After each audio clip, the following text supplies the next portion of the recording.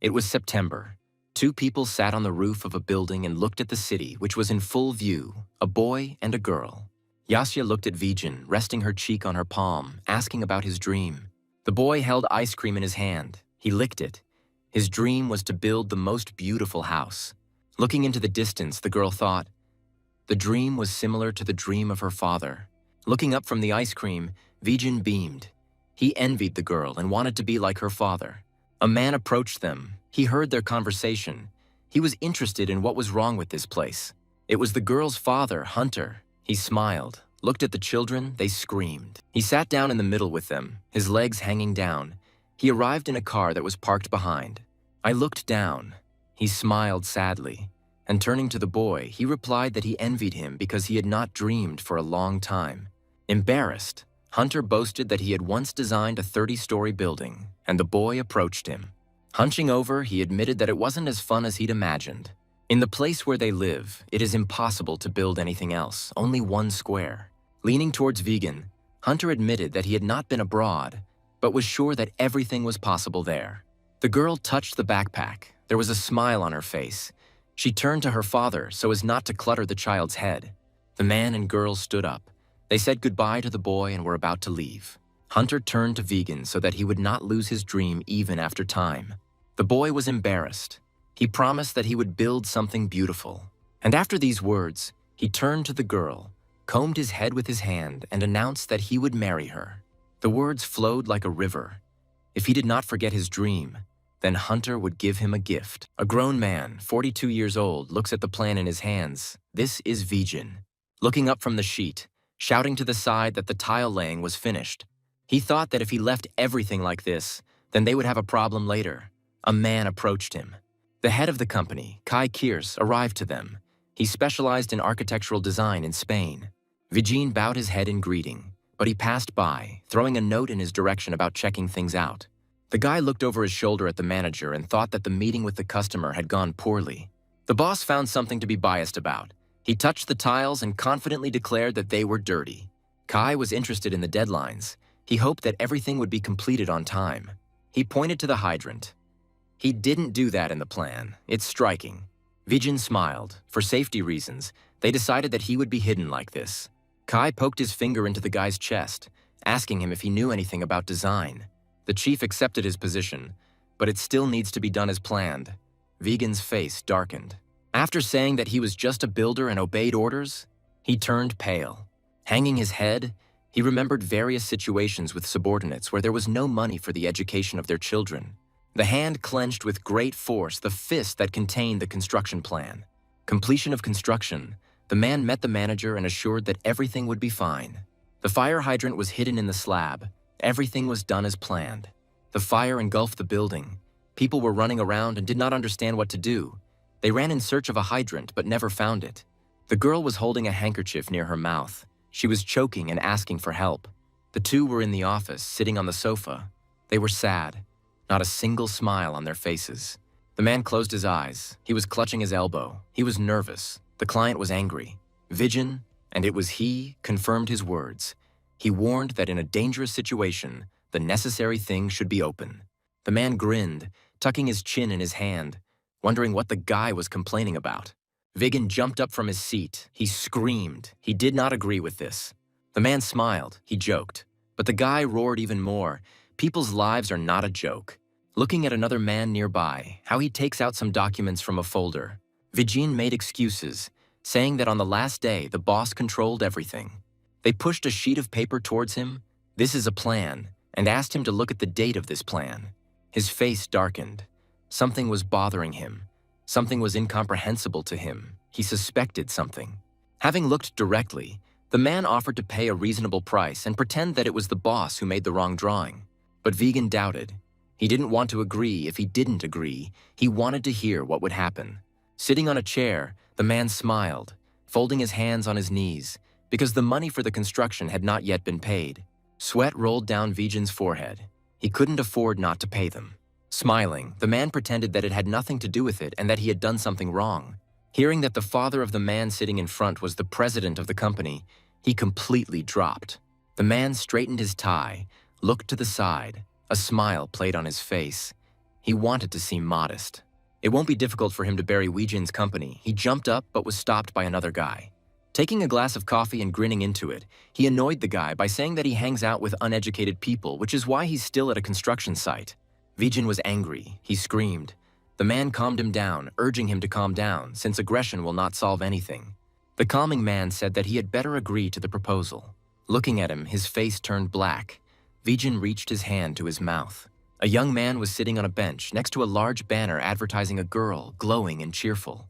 Looking with a heavy, tired look, Weijin said the girl's name Yasya. Throwing his head back so that he hit the back of his head, the hero closed his eye. There was a bright light, and through this light a bus drove forward, spreading this light to both sides. The young man entered the open doors of the bus and climbed the steps. He sat down on an empty seat in the cabin. The bag strap rolled off his shoulder. Resting his head on his hand, he was lost in his thoughts that he wanted to become a designer and build beautiful houses.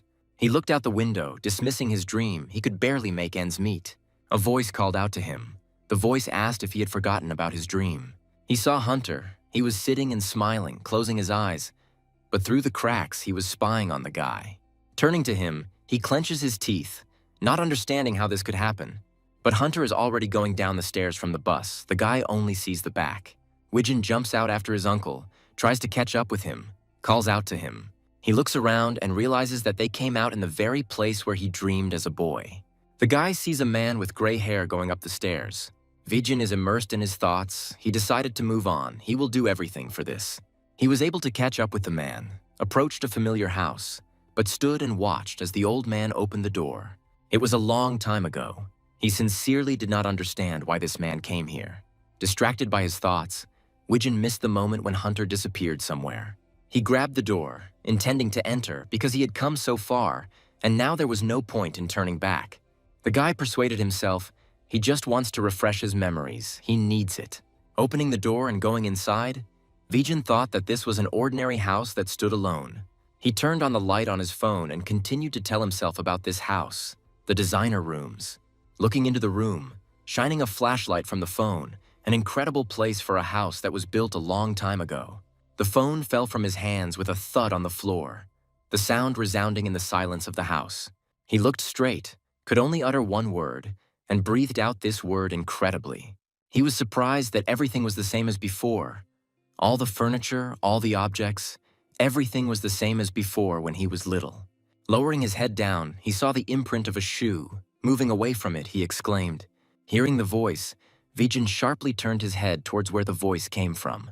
Hunter stood in front of him, shining, smiling, and praised the guy for not giving up his dream. It was as if he had not changed during this time. He smiled, holding out his hand to Weijin, and the portal glowed behind him. The guy opened his mouth. He didn't know how to react, didn't understand what was happening at all, couldn't utter a word. Hunter was floating. He beckoned the man to come to him, pointing at something with his hand, saying that it would allow him to see his dream. The guy leaned forward. He didn't understand what his uncle wanted and meant. Grabbing his head sharply with his hand, Weijin screamed. His eyes were closed, and his face was distorted with a grimace of pain. Sweat was dripping down his face. He didn't understand where he was. He looked lost. Looking down at his hands, he was still in the dark about where he ended up. Looking carefully around, he saw cabinets and uniforms. He was surprised, since he was in the company. Sweat was dripping down, his teeth were clenched, his eyes were wide open. He was in shock and didn't understand what was happening anyway. The guy woke up, rubbed his eyes, saw Vegan and called him by his last name, adding the word Sergeant. He looked at the fighter incomprehensibly. He was asked to change his clothes. Turning his head, he saw something that made him scream. Vegan returned that day when his service came to an end. He screamed, his mouth opened. Now he was already out of the gate. In uniform, the last day of his service, he stood confused. Taking off his cap, he turned back, wondering, because if he had gone back 10 years ago, his life would have gone completely differently.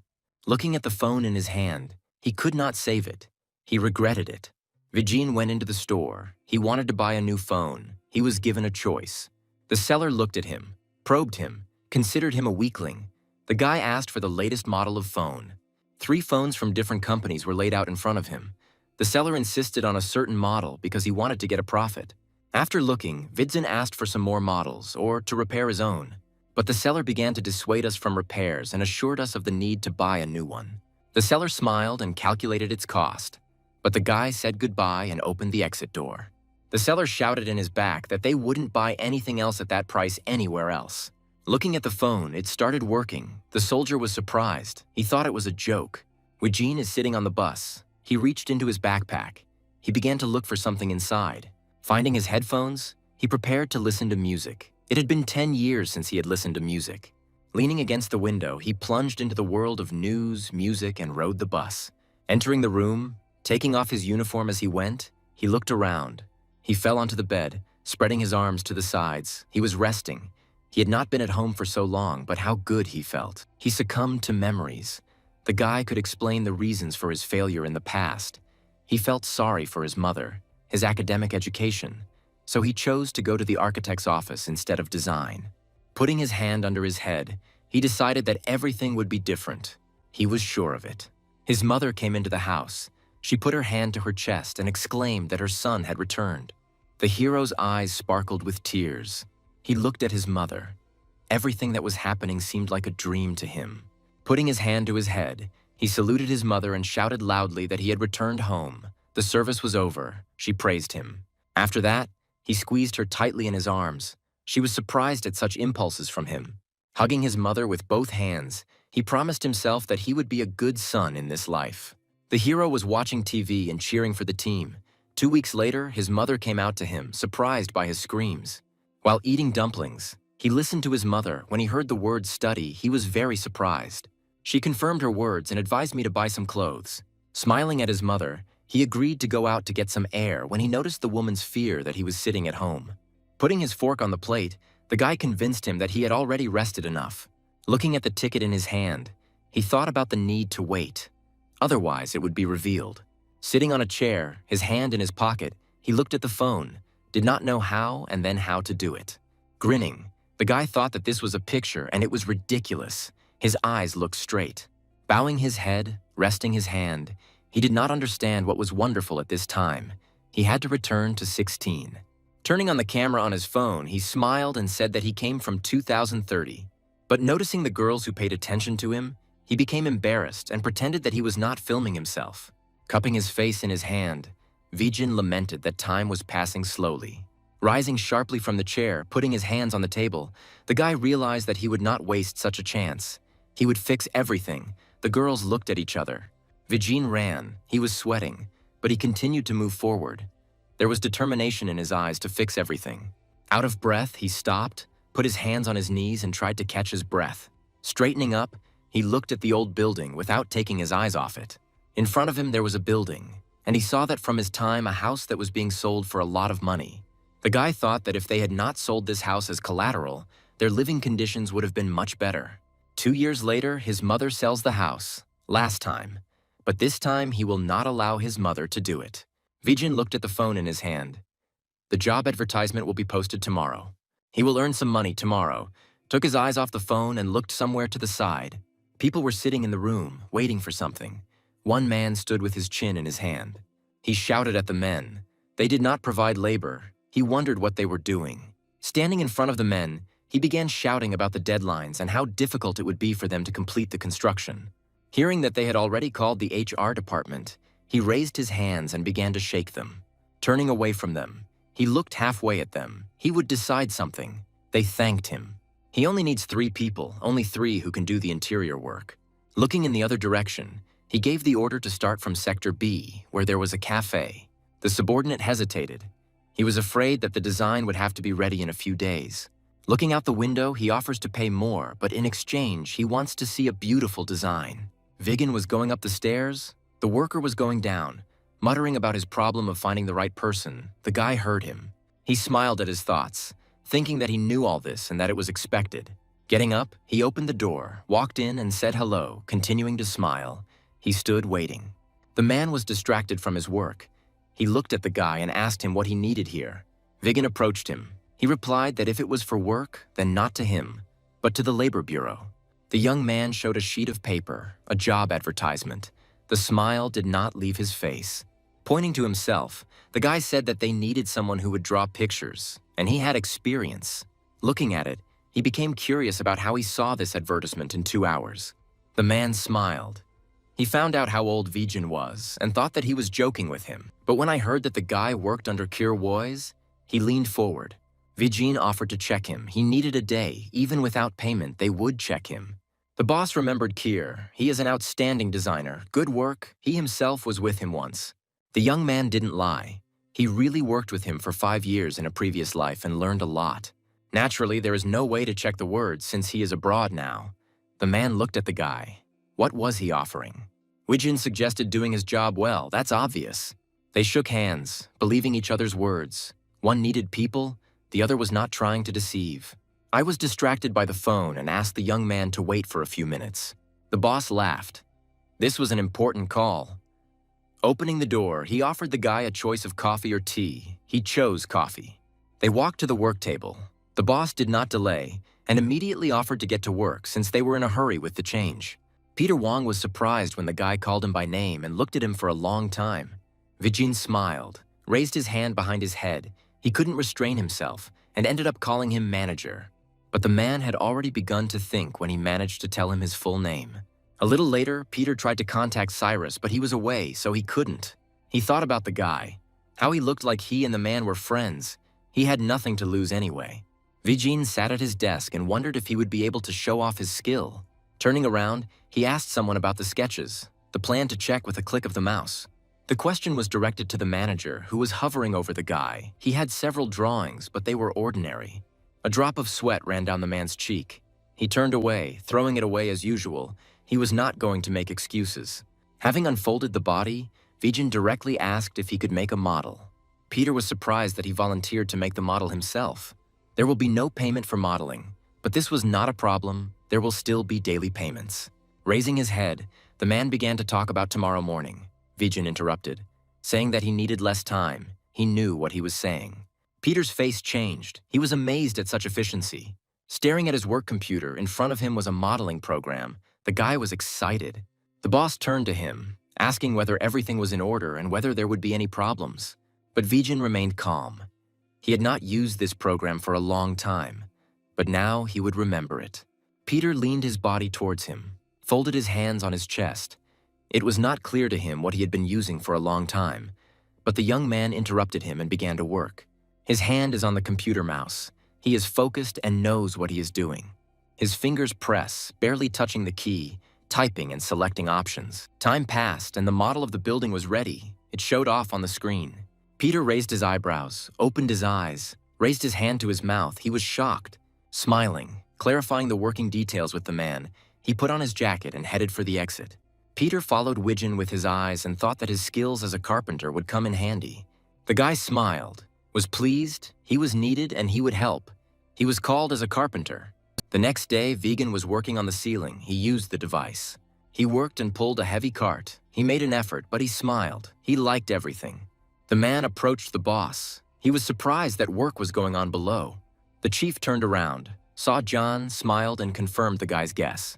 But the guy was confused. He put his hand to the back of his head. How did he manage to find a specialist because everyone was busy? Peter folded his arms and turned away. He has his own methods. It's not for nothing that he's a manager. At this time, Vijin wondered why there were only 3 people here, holding a plan in his hands. Those 2 began to discuss him, believing that he was a kid, and if something happened to him, who would be responsible? Peter turned sharply to the speaker and asked him to take his words back. But Jan tried to understand why this was so. He brought his face closer to the boss, trying to find out the secret. Closing his eyes, the boss ordered them to count on him, adding that he could become their savior. Vijin looked at the workers and gave commands on where to do what and how to do it. I conveyed the manager's words that the work would only end when a certain quota was reached. The man looked at his watch. If they continue at the same pace, they will finish by 3 o'clock. He walked up to Vijin, showed the class with his finger, and said that he was suitable for this role. The guy seemed surprised.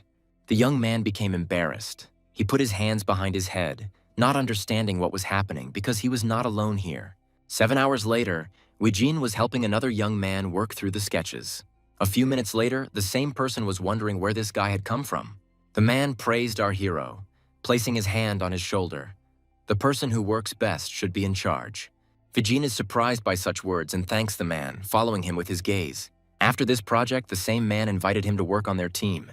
Vijin smiled and agreed, turning around to see the man off. The beautiful, newly built building attracted attention with its brilliance. The guy held a piece of paper in his hands and looked at it with an attentive gaze. He was pleased with himself, met a man who would be the head of a well-known company, and even received the number of another good person. Construction requires people. Every person is dear and important to him. While the hero was immersed in his thoughts, Peter called out to him. The guy turned around and stared at him. He invited the guy to work with them some more, but the carpentry work was finished, so what do they want from him? Peter touched him and began to persuade him to go to another facility where he would be the leader, but Vegan refused. Peter was sincerely surprised. He opened his mouth and screamed. He didn't understand the refusal. The guy handed the phone screen to him. Peter began to look at it. Throwing up his hands, the boss didn't understand how he could get work experience if he was a student. He remembered words from a past life about college and the fact that he was still at a construction site. The humiliation of that day was remembered by the character. He clenched his fists and looked at the sky. A red bus was moving along the road. People were sitting on this bus. There were people on the bus. All the seats were occupied. Among these people was Vijin, who was sitting with a backpack in his hands and looking out the window. Everyone was in a good mood. They wanted to come quickly and live on campus away from their parents. Looking at his reflection in the glass, the guy knew exactly what he wanted. He wanted a diploma. But at the same time, Vijin needs to be sociable. There is no other way. This makes him droop. The guy looked at his phone. He needs to wait a little longer and then he will buy himself a good one. Looking around the inside of the bus, he saw that people were sleeping there. It was quiet. Leaning back in his seat, he closed his eyes and decided to follow the example of the others and sleep. He held the phone in his hand, began to fall asleep, tightly squeezed the hand with the phone, but the hand with the phone slipped down. The phone slid down and rolled forward. Vijin followed it, apologizing to the people. The girl sitting in front, without turning her head, raised her hand with the phone, handing it to the guy.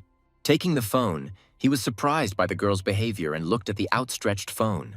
The girl sitting next to him exclaimed in delight when she saw the iPhone. Helga, she smiled at him. Handing her the phone, Vijin thought she was friendly, smiling. The girl extended her hand. Returning the phone to him, she replied that it was cool.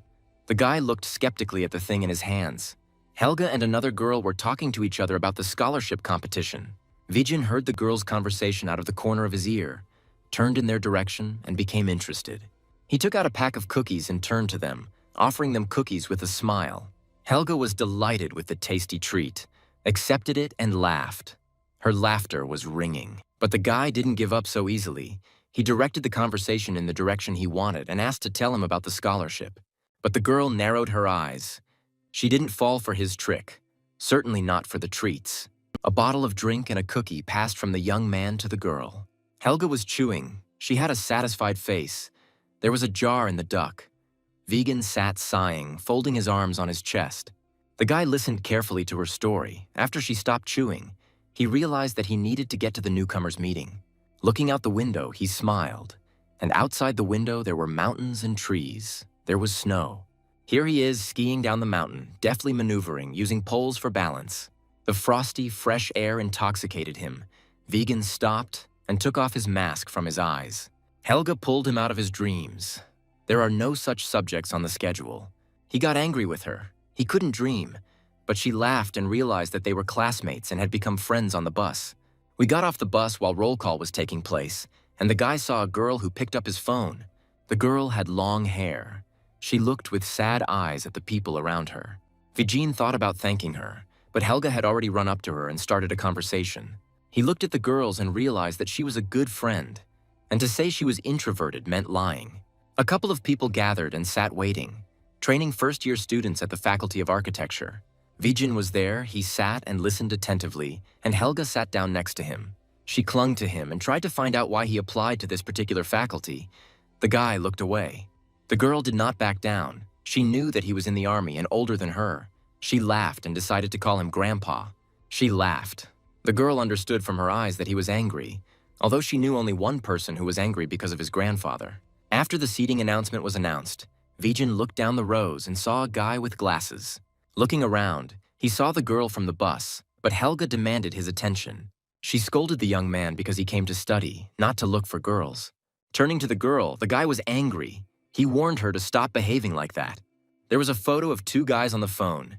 If the girl doesn't stop behaving like this, she'll cancel the blind date. She screamed, asked for forgiveness, clenched her fist, but the guy told her to look at herself. Their squabble was interrupted by a voice from the podium greeting the freshman. Raising his head, he recognized this man and could not take his eyes off him. It was a guy with glasses with a microphone, Kane Prawn, the student council president, praising the new set of freshmen. Eugene clenched his fist. He couldn't believe his eyes. This couldn't be happening. He pursed his lips, narrowed his eyes, all tense. He was angry. He realized that he also went to this university. People around him began to whisper. They heard about how nice he was, how good the president was, from a wealthy family.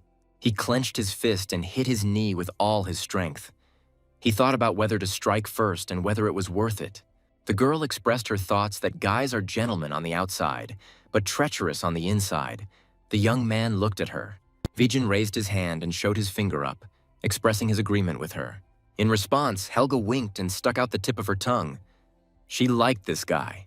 She quickly switched gears, beamed, and asked him about a date next week. He shouted back that only in a month, since the guy I knew had not finished his service yet. Helga raised her hands to her cheeks. She imagined him and told Vegan. He realized that she quickly fell in love. On stage, Kane continued to talk and show projects, extending his hand in the right direction. The two of them realized that this was exactly the project and the event for the scholarship.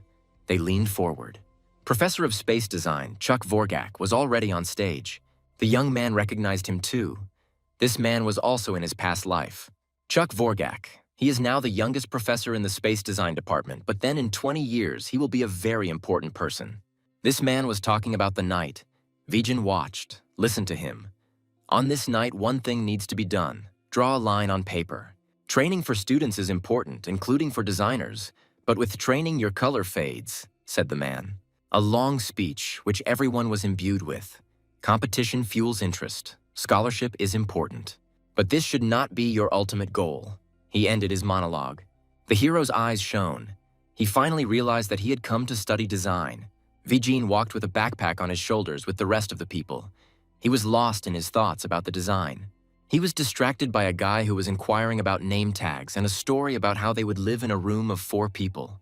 Entering the room, he saw Helga and the girl from the bus and an unfamiliar guy. The guy was wearing glasses. He turned to Vijin and gave him a slight smile. Helga ran up to him. She was glad to see him. She was all beaming. They were in the same group. The young man's gaze tore away from the girl, and he noticed something and looked. He saw all sorts of things on the table. Scissors, glue, various measuring instruments. Seeing this, Helga and Vijin opened their mouths. It looks like a store. The guy with glasses attracted everyone's attention and started talking about the room and its occupants. The guy continued by saying that he invited them all to meet. He himself is Ron Beeman. The girl closed her eyes, folded her arms over her chest, and replied that she was the oldest here, 21 years old, and she was Sonia Merple. Vijin's turn came. He introduced himself, with instructions to be on friendly terms with him. Sonia exclaimed. She thought she would be the eldest, and leaned forward.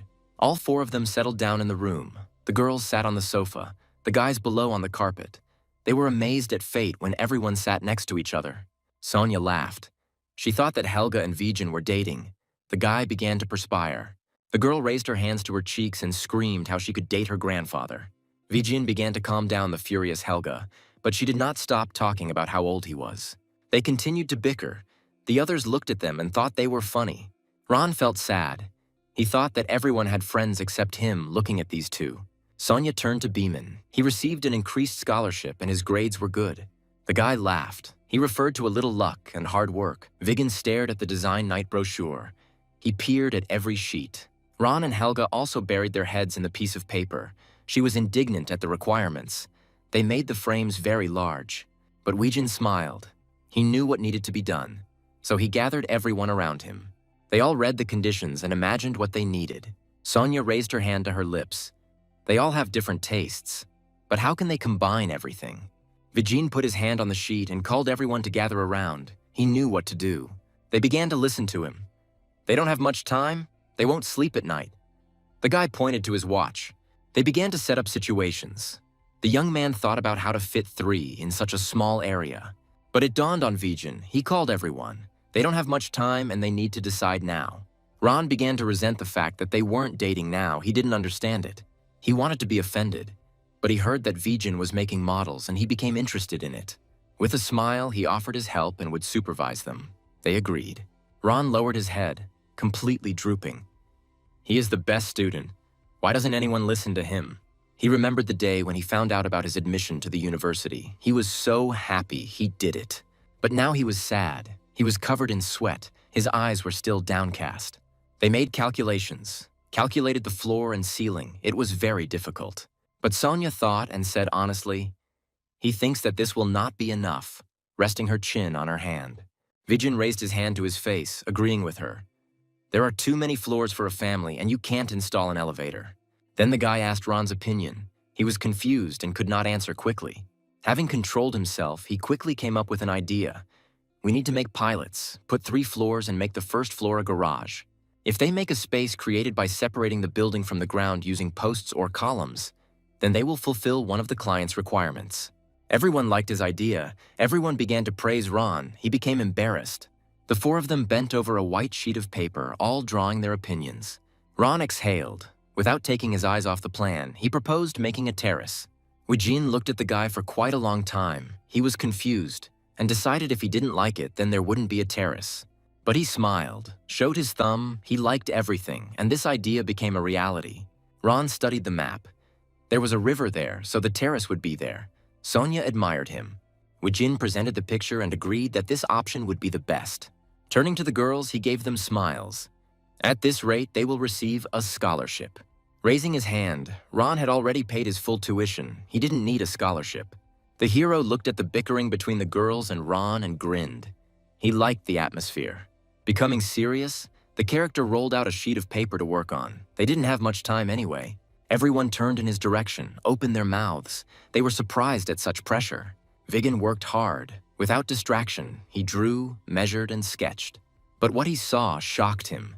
He did not understand how this could be. After drawing a pencil on the sheet, the place became golden. Having drawn a complete plan of the house, it appeared golden in color, voluminous, beautiful. I was amazed by Vijin, a gold print that was seen by the best designers. The guy, lost in his thoughts, muttered about making a good floor plan. Sonia looked at him for a long time. Without looking up from the drawing, the girl's thin hand lay on his hand, showing the direction. The light touch of her hand caused a trembling in his body.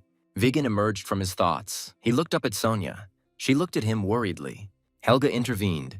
She looked at her hands and narrowed her eyes and asked about the time. The young man thought about how to distribute responsibilities and rested his chin on his fist. He pointed his finger at Ron. The order came for the 3rd floor plan. The young man happily accepted it. The girls need to think through the design of the 1st floor. They turned to him and smiled. Vijin looked at the plan in his hands. The ladder would need to be installed correctly, but it would still need to be double-checked. Sonia looked at him intently. She felt his experience in this matter. When the guy caught her eye, she turned away abruptly and became embarrassed. Vijin sat down on a chair and began to draw. He was thinking whether to draw along the golden line or not. He looked down and couldn't believe it. A drop of sweat ran down his cheek. While he was drawing everything along the golden lines, he did not notice how he had drawn not only the 1st floor, but also the entire plan of the house. He looked at his drawing. The waste of time was eliminated. Everything was included, both the kitchen and the pilots. Taking a break from the plan, he looked around at the people. Helga screamed. The guy's reaction was strange to her. He thought things weren't going well for them. So he stared ahead. Now is not the time to get lost. It is necessary that everyone's efforts are not in vain. Vijin offered to talk. They stared at him incomprehensibly. He suggested to Ron that he move the stairs slightly to the left. He opened his mouth, but in his head he had already imagined how to do it. Sonia turned to Vijin. She didn't know what to do with the living room, which they decided to leave. The girl smiled and suggested making all the walls out of glass, watched and waited for an answer. I liked the girl's answer. The guy caught his flair for design and showed him this option with a gold print. The idea was good, so they clapped their hands together and came to a consensus. The hero clenched his fist. He must hurry. Ideas are meaningless if they are not implemented. The work was in full swing. The guy sat and showed Sonia how and what was needed. Time passed. It was already late. They glued, drew, Ron and Helga could not stand it and fell asleep, while the hero sat and thought. Sonia entered the room. A towel was around her neck. Everyone was sleeping. She saw it. But she also saw another man who was not sleeping. She sweated and looked at him. She saw that the guy was looking at the sheet thoughtfully, carefully studying something. She sat down next to him, asked him to go rest. She could wake him up later, but the character refused. He was immersed in work. The girl smiles, straightens a strand of hair, tucks it behind her ear and talks about winning together. There is a knock on the door. The girl asks to hand in her work. He expects that the finished material will now be brought out to her. Vijin opens the door, hands something to the girl. Her eyes widen. She is very surprised by the work and does not understand what it is. A question arises in her eyes. Then she exhales that it's a good job. The hero's smile becomes wide. Afterwards, they sat with Sonia, pressed against the brick wall and talked, the bruises under their eyes indicating fatigue. Lowering her head, the girl replied that she wanted to sleep. The guy looked at her and smiled. Handing her a blanket, Vijin sends her to bed. She looks at the blanket and a light smile touches her lips. The three stood and thought. They wondered if the work had been stolen from the modeling agency and whether it was possible to build such a house right now. We looked at the work. This is not a building level, but this house is good. Transparent glass, 3 floors. One of the trio, a man, found out that this is a real house, and then the area is being considered. The second man considered this luck, since even the best third-year student is not capable of this. This year's fellows seem to have already been selected. This work not only includes construction, but also design. Everything is thought out perfectly. This year will be interesting. The scholarship recipients slept in their room, some how and where, some on the sofa, some on the floor, and some on each other's shoulders. People in a cafe eat, drink, and laugh. Eat chicken, hot breaded. It is the main dish in this cafe. Our foursome also entered this cafe. They were attracted by the delicious smell, and they stopped, tired. The guys were surprised that so many freshmen came. They were upset that this didn't happen in their time. The tired girls leaned against each other. They wanted to stay at home, but the student council president did not allow them to do so. A guy stood up with a bottle of beer. He introduced himself and asked if they knew the reason for the gathering. The people who were here shouted, raised their fists in the air, meeting face to face. His face changed and darkened when he heard a voice that said that he didn't like this. But then he joked, "This guy can't be that serious." Everyone laughed, appreciating his humor. Only the 4 at the table were not involved. The girls broke out in a sweat and almost vomited when he pretended to be cute. Vijin offered to just drink and raised a large glass of beer to his lips. But when he heard his name and that he was the oldest on the course, he spat out his beer. Helga looked at Vijin's state and she realized that he was angry. The guy laughed, approached the hero, asked about his readiness for the talent show, announcing that he had served in the army. His acquaintances began to whisper. They asked whether he was ready to perform. This presenter was interrogating Vijin. He wanted to know what would happen, a dance, a song, or mimicry. Gritting his teeth, the guy didn't want the hero to ruin everyone's mood. After thinking for a moment, Vijin exclaimed that he wanted bomb shots. Everyone was surprised. The girls opened their mouths so much they stared at them, not understanding. "He will make shots for each table," our character said while opening the first bottle of beer. Everyone was very discouraged by such a statement indeed. Meanwhile, beer was pouring into glasses. Briskly and deftly, he poured beer into glasses, but before that, he shook the bottle, causing a volcano in it. He raised his hand to his glasses. The guy couldn't believe his eyes what he just saw. Vijin handed the girls a drink, assuring them that it was very tasty. Just after tasting the drink, her cheeks lit up. It was incredibly delicious. The girl drank a glass and climbed onto the table to dance. The guy with glasses was surprised. "She's not like that." He held out a glass and demanded to tell about himself. He smiled, but the smile was not particularly inviting. Looking back at him, Vijin grinned and said to wait a little.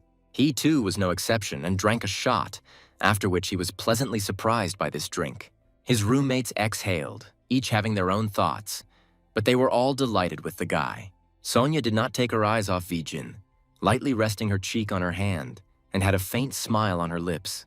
Ron looked at the two and seemed to understand something, but without fully realizing it. The young man looked at the phone. The girl returned home. But something happened. The girl with her hair tied up looked at the phone. She didn't dare answer. Clutching the phone tightly in his hands, Vijin peered at it. He had made a mistake somewhere since there was no answer from her yet. I opened the group chat and started reading. Everyone praised him, offered friendship. He was popular. The guy closed his eyes, squeezed the phone. He scolded himself for panicking because the girl was young. You can understand her. The young man heard the notification. Day N, which means it's already today. He looked down through the window and saw the roofs of houses through it, he thought. Viggen came to the right place. At that time, buying an apartment was a dream, but due to the high interest rate, they could not afford it. He approached.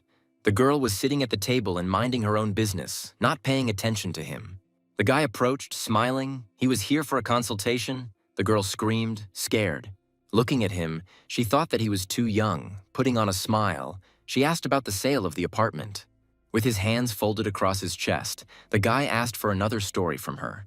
She was confused and began flipping through the papers. She held out her hand with the magazine, ready to show him the floor plan. He began to carefully study the magazine, becoming serious, without taking his eyes off the study. The girl's smile never left her lips. She had already mentally sold something, even despite his age. After the words about buying an apartment, not one, but two, the girl stared at him, not believing it. He is even ready to pay the initial payment. Fixed?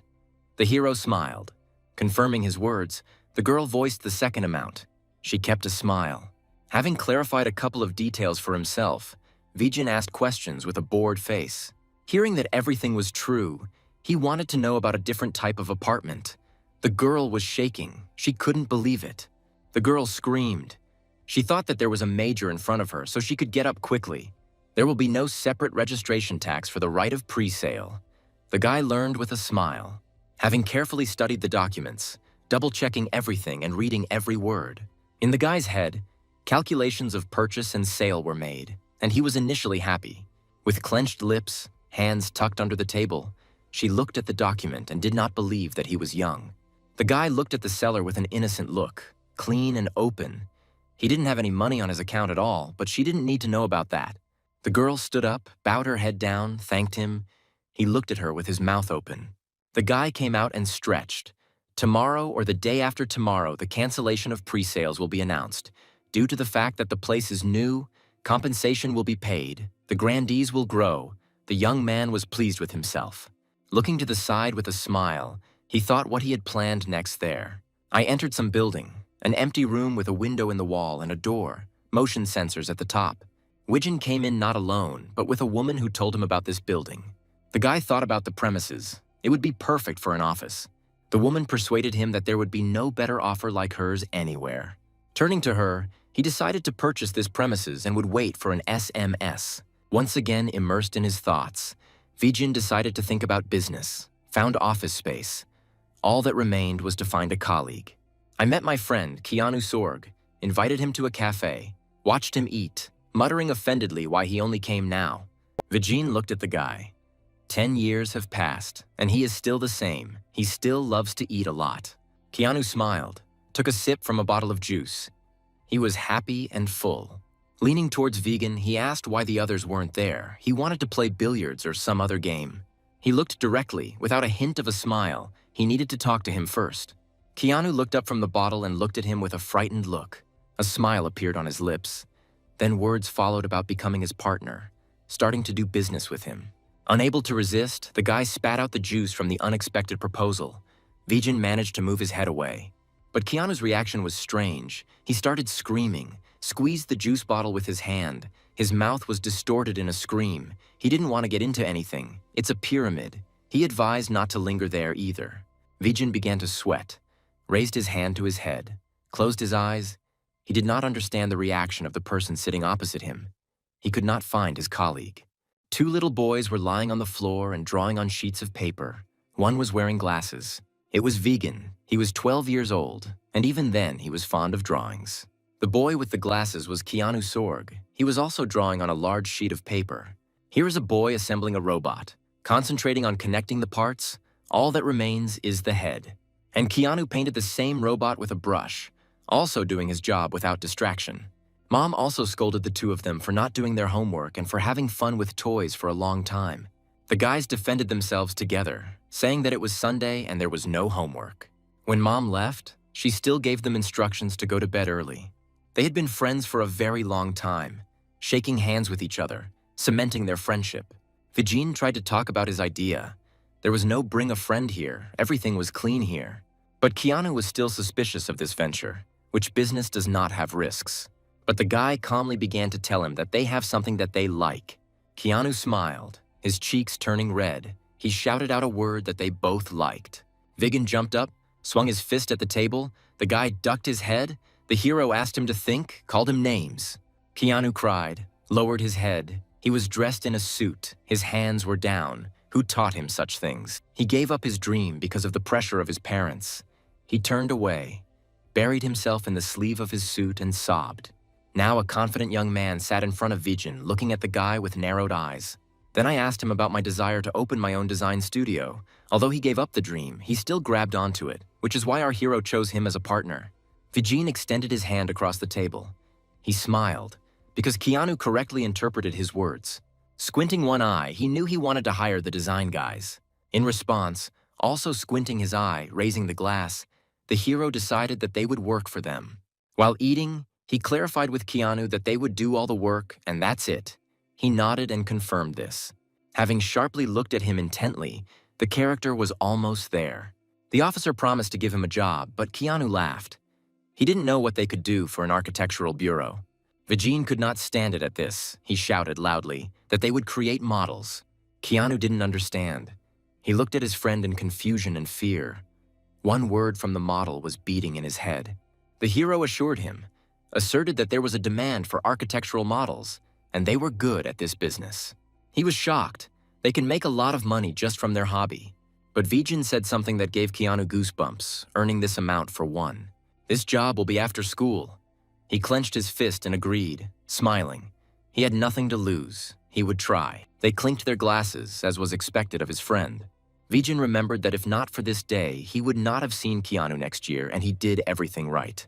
Farther from his dream, Keanu became depressed and committed suicide by jumping off a bridge.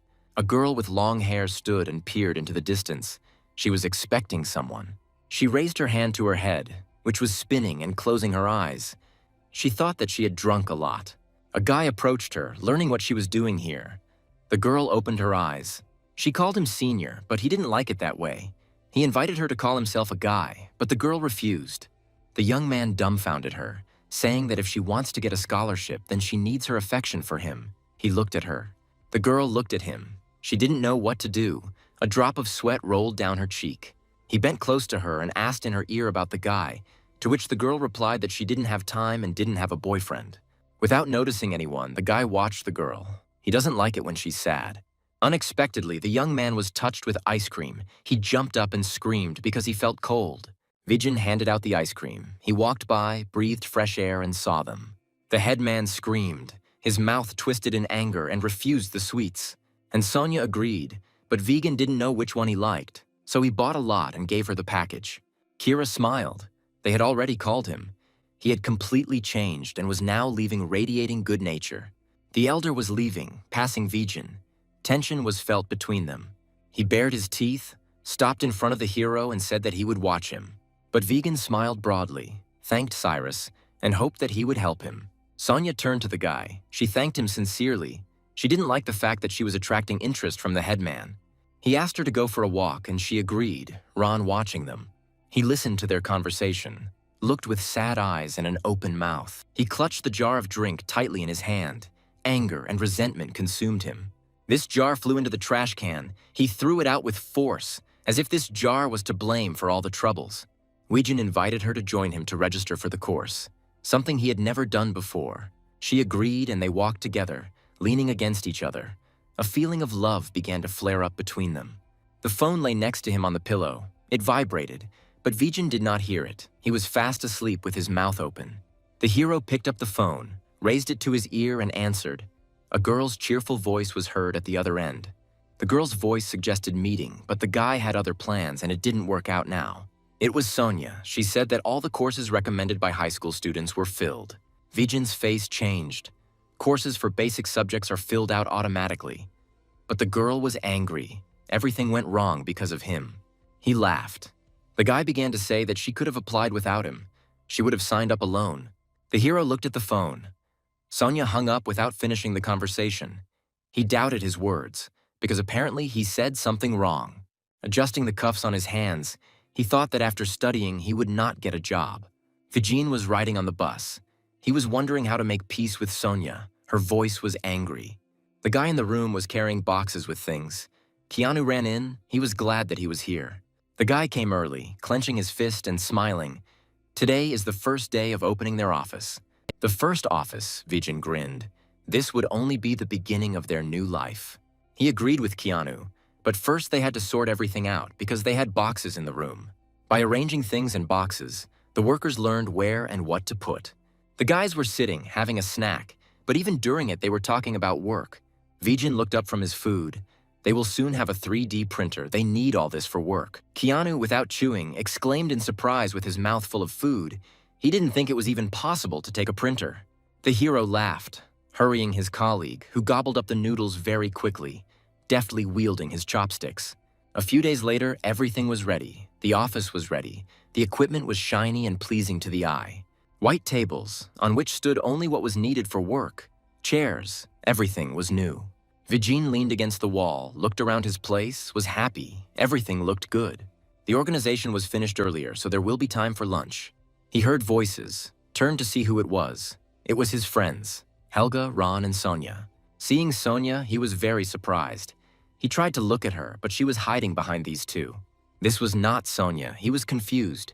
The other girl, embarrassed, straightened her hair. Climbing the stairs, he was already in class. It was a break. The guy walked confidently. Hand on canvas, hand drawing, all this is very pleasant, good memories. Helga secretly whispered to the guy that the third-year student would have to attend him again. The guys were horrified. Studying the same thing for the third time is not interesting. With his hand under his chin, Vijin thought that everything was different when retaking the course. Then they saw Sonia and began to tease her in a friendly manner, saying that she was a philosopher because she wanted to study philosophy. After she asked them to shut up, Vijin felt awkward. Sonia clenched her teeth. She wanted to be alone. Ron began to apologize. She exhaled, closed her eyes. She didn't understand why they were making fun of her. The teacher, Pete McKell, came in. He was in charge of the basic systems course. He laughed. Last year there were only 2 retakes, so he will try. Sonia rested her chin on her hand, lowered her head. She was ready to work. Ron looked at Pete with admiration, his eyes sparkling with approaching tears. Vijin was sleeping with his head propped up on his hand, drool dripping from the corner of his mouth. The teacher began to ask his questions. They were standard and wanted to hear the answer to them. Ron answered Pete's question, was pleased with himself, and raised his hand to his glasses. The teacher's eyes lit up. He leaned forward and found a smart man.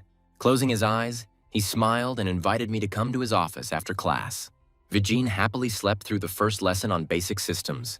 He folded his hands on the table and lowered his head.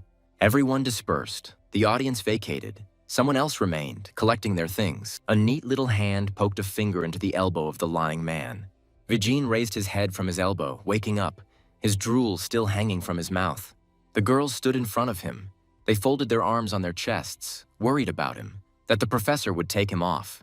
Rubbing his eyes, the guy thanked him for waking him up, but he was wondering where Ron was. Helga replied that the professor called him into the office, so he left early. Stretching and yawning sweetly, the hero understood everything. The girls were not happy with his behavior. They talked to each other while Vijin came to his senses, discussing the course. He looked to the side, rested his chin on his hand. He thought strangely that with 10 years of experience, he did not have basic systems. The girls were interested in his schedule, but he was not enrolled in humanities courses. Helga laughed at this, said that it was cool. The guy became embarrassed and looked away. Vijin replied that everything was fine and he still had time to sign up. Sonia was skeptical about his speech. There would be no places, but the guy teased her. Then he would sign up for philosophy. Helga laughed. She waved to them and said goodbye, saying that they would see each other tomorrow. Going outside, Vijin caught up with Sonia, asking if she had lessons today, but she was free. Turning to him, the girl was wondering where he was. He had a meeting. He was going there. She raised her head up, looking there. She was sorry, but she understood. The hero found a way out. They are on their way home. They just need to go together. The senior students invited her to dinner. She should go there. The girl answered regretfully. He looked at her. There must be a lot of people there. She closed her eyes. Their eye contact and conversation were interrupted by the green bus that Vegan needed. The guy saw his bus. He was surprised that it had already arrived. He had to go. Sonia looked at him. Running up to the bus, he hurried to get inside while the doors were still open. The girl followed the guy with a sad look. She sighed after him. The signs were flashing. The street was clean. People weren't walking, and the advertisements on the buildings attracted attention. Wijin was at the meeting, concentrated, and with his whole appearance he inspired confidence. The one he was meeting with was an older man with a small mustache, brought a glass of water and took a sip. The building was large, many doors, windows. Even if it was not for him, the manager would have made a schedule. By pointing a finger at the shadow, problems with the top could not be avoided. The man sat at the table, smiled, and as a result, thanks to the guy, he received a promotion a year earlier. Vijin put sushi in his mouth and began to chew blissfully. He liked this restaurant. The man began to be interested in student life, but the guy answered dryly, "He talks like an old man." The hero wanted to order an expensive dish. The man smiled. He would order a special dish for his magic wand. Having become serious, the man spoke. He thought that the guy would refuse him because last time that's what happened. But Vijin smiled. He fulfilled his promise to contact him soon. It was his former boss. The young man called him to congratulate him on the completion of construction. But this was not only a reason to call the man. He tensed, waiting for what the hero would tell him. But the guy took the role. He was in no hurry to say the reason for the call, because you can enjoy your food. But the man was already starting to get angry, clutching the glass tighter. Vijin smiled. He ate and kept the smile while the boss was angry. The man was surprised at his calmness and self-confidence, as if the experience was great. Having stopped chewing, the hero finally decided to speak. He was here to discuss work. The boss leaned forward. He was a little dumbfounded because last time he refused to work. But the guy looked expectantly. He was not talking about work. There was silence. Wiping your mouth with a napkin. Taking your time. Doing everything measuredly and slowly. He leaned forward a little, and the guy whispered to Chung Woo, who opened the model house. The man was surprised, opened his mouth and knitted his eyebrows. He did not understand how he knew all this. Wijin continued. The one who opened the contract won the contract by a small margin. The man was at a loss, trying to remember when he was told about the project. The hero looked out the window. Another company received the same contract. When the character focused on this, he thought that then the house would be pushed back. The boss understood that the guy's reasoning was logical. This could happen in this industry. Wijin saw that he had hit the target, and the thoughts of the person sitting opposite were the same. But the man suddenly demanded honesty from the guy. He looked scary. The hero was confused, did not understand what he wanted to know. He had nothing more to say. He leaned forward. The boss wanted to know about the young man's age. He laughed, probably because of the way he eats. Raising the glass, he drank all the water, closed his eyes to continue the conversation, and rested a little. In any case, this is why it is necessary to set a starting point. Eyebrows brought together, the man wanted to know, the guy wants to make a model for an architectural house. The guy did not hide his intentions. He answered honestly that everything was true. That's how it was intended. Transferring the model will not be difficult. This is not a problem, which is why you need to transfer the work to a professional. Once they win the contract, they will create models to sell the apartments. The man looked, and in a stern voice asked if he was confident in his abilities. The question that the boss asked is different from labor. It's not just hiring a carpenter. Taking a glass and starting to drink, closing his eyes, he clarified a couple of nuances about the business license and portfolio. Of course he had a license, but his portfolio was still in progress, he finished. The boss got blown up, he definitely needs it, this is a portfolio. The man got angry. He considered him shameless because there is nothing, but he gets a job in a good company, he is not a fool. Vijin looked and did not understand why such a reaction followed from him. The sales schedule will appear around the summer, with the model home coming in June or July. Sweat rolled down the man's cheek as he wondered what this guy was up to. Vijin began to smile, put his hand to his chest. He only needs a week. But if he gives me a drawing, the model will be ready in a week. The guy stood his ground. The man was surprised. How is this possible? He has no experience. How can he speak so confidently? But the guy wanted to know where a newbie in this business could gain experience. Vijin grinned. He closed his eyes. If he didn't like the layout, he wouldn't even take the money. This was obvious, Peter confirmed. He was curious to know how much he wanted to get for such an urgent job. The fish was hooked. Vijin was glad he wouldn't take money for it. There would be no losses on the part of the man in this situation, he rejoiced. But he will throw out his project if it is bad, so the guy needs to try. Narrowing his eyes, the young man smiled. He agreed to such conditions. The next meeting would be in a week. They made an appointment on the second floor in the main office cafe, continuing to eat. Vijin walked, holding his phone in his hand, signs shining brightly around him. Slapping himself on the forehead and screaming, he was indignant that people had not yet learned how to use this thing. The guy called a friend, found out if his classes were over, and continued on his way. Vijin smiled. He was happy. He has a job. On the other end of the phone, they heard this and squealed with joy. But when he heard about the work the next day, Keanu shouted to make a model of an apartment building only according to the plan. He was afraid. He had never done such a thing. But Vijin calmed him down, saying that he was talented and everything would work out. But Keanu doubted. Although the hero was very convincing, he understands such things. Putting his arm around him, he suggested that he present the plan in a plastic model. Keanu's wilt. His brain will be busy these days. The character confirmed this. You need to start work tomorrow. Today it's too late, and you need to adjust your schedule. Keanu was surprised. He didn't know anything about the schedule, and he broke out in sweat. To do their modeling work more efficiently, they need to make maximum use of the modules, especially if it is designing apartments. Modules mean, the guy's colleague put his hand under his chin, that the same structure is repeated. Weijin smiled. He had it all wrong. It would be easy for them to do this job. Keanu's mouth widened, his eyes widened, and he screamed that the guy was able to get the drawings. Viggen tried to explain on a plastic model, they need to create the required part as a separate component, with its own drawing. The young man has already taken out a stationary knife. They will have to do a lot of work with it. The words about the knife made the character turn around, but Keanu continued. He thought that after the drawing, they would cut out the details. But Viggen laughed. If they cut all this out, they will die in a week. You can contact the company. It will cost money, but the laser cutter will do everything perfectly. Admiration splashed in the guy's eyes. He looked at the hero with wide eyes and an open mouth. Initially, Vijin wanted to buy a cutter, but it was too expensive, so Keanu had to go to the company. Stars appeared in my eyes after the schedule was drawn up. The first days were cutting, then assembly, then painting. At this, the guy gave his friend a wide smile. He wasn't going into business without planning, and the work went into full swing.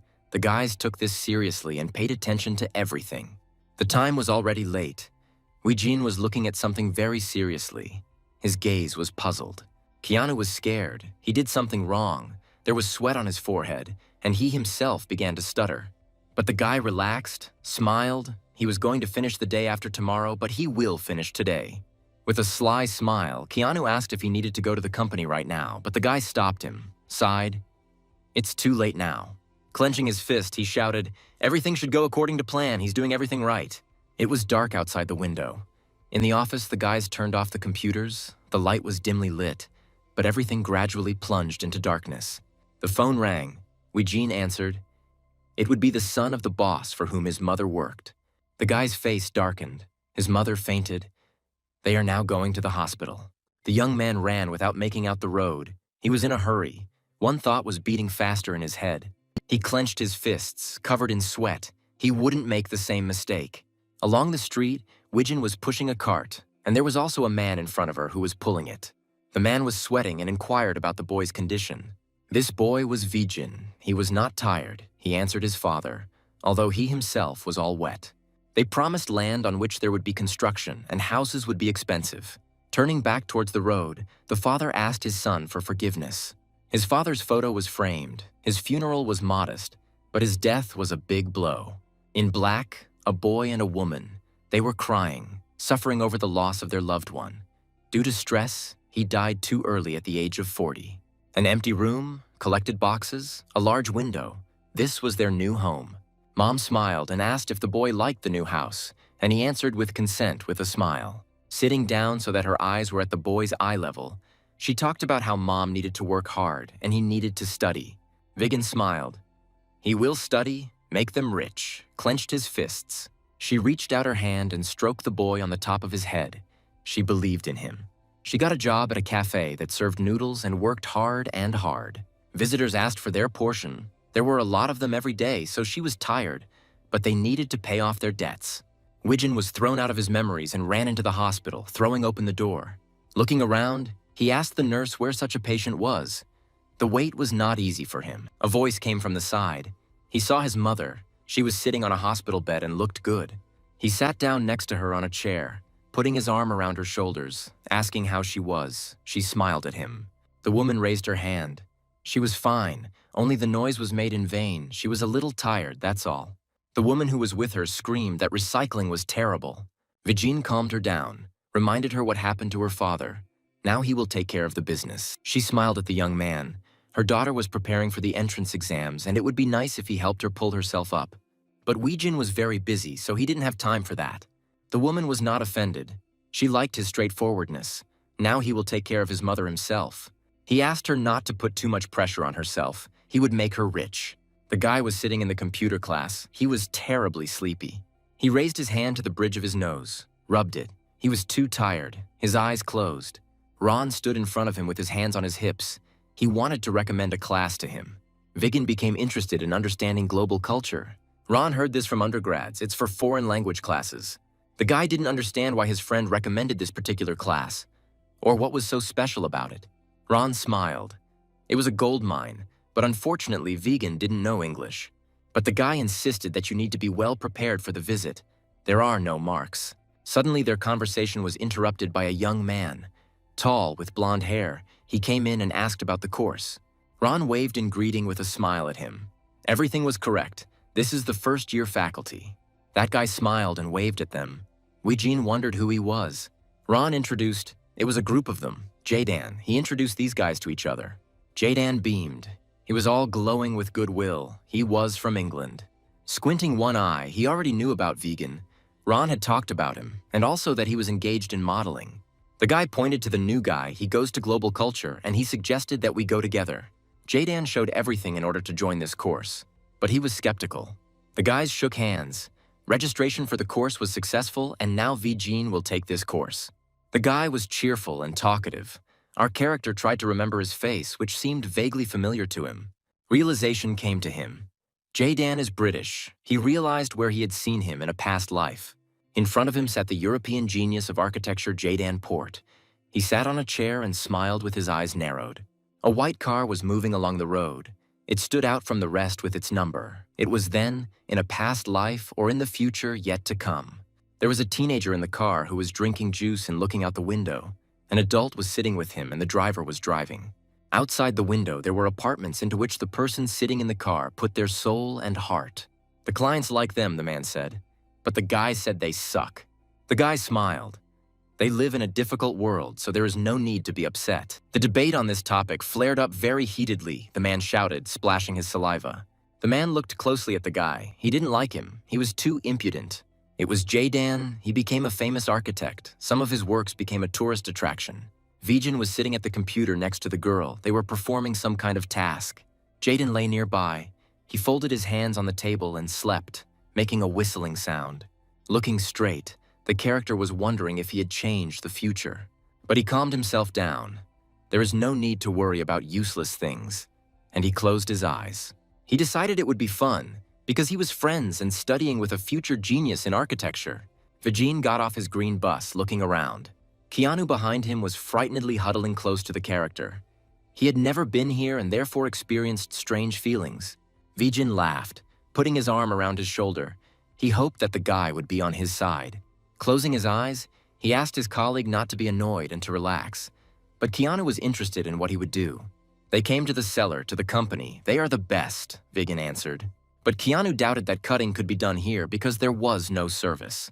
Entering the room, they saw workers sitting at computers. The girl called her boss, and the guy lamented that he didn't take into account who he is now. A man came out. He extended his hand and asked who was looking for him and for what purposes. The guy introduced himself, told where he was from and who they worked for, extending his hand in response. Viggen smiled. He began to come up with a story about how he knew the name of this man. Keanu was afraid that their business was legitimate and they were not deceiving people. Viggen needs sketches because they want to do a project on a model home. The man smiled. They only take on large orders. They knew where they were going. Keanu drooped at this time. He thought that this was the end. His shoulders sank. But Widgeon knew how to persuade. He began to win her over with a smile, telling us what his project was. The guy was distracted by Keanu, who was in a panic and demanded to tell the truth. Meanwhile, the man agreed, saying that there should be no problem with the samples. Vijin imperceptibly clenched his fist. He did it, he succeeded, he was pleased with himself.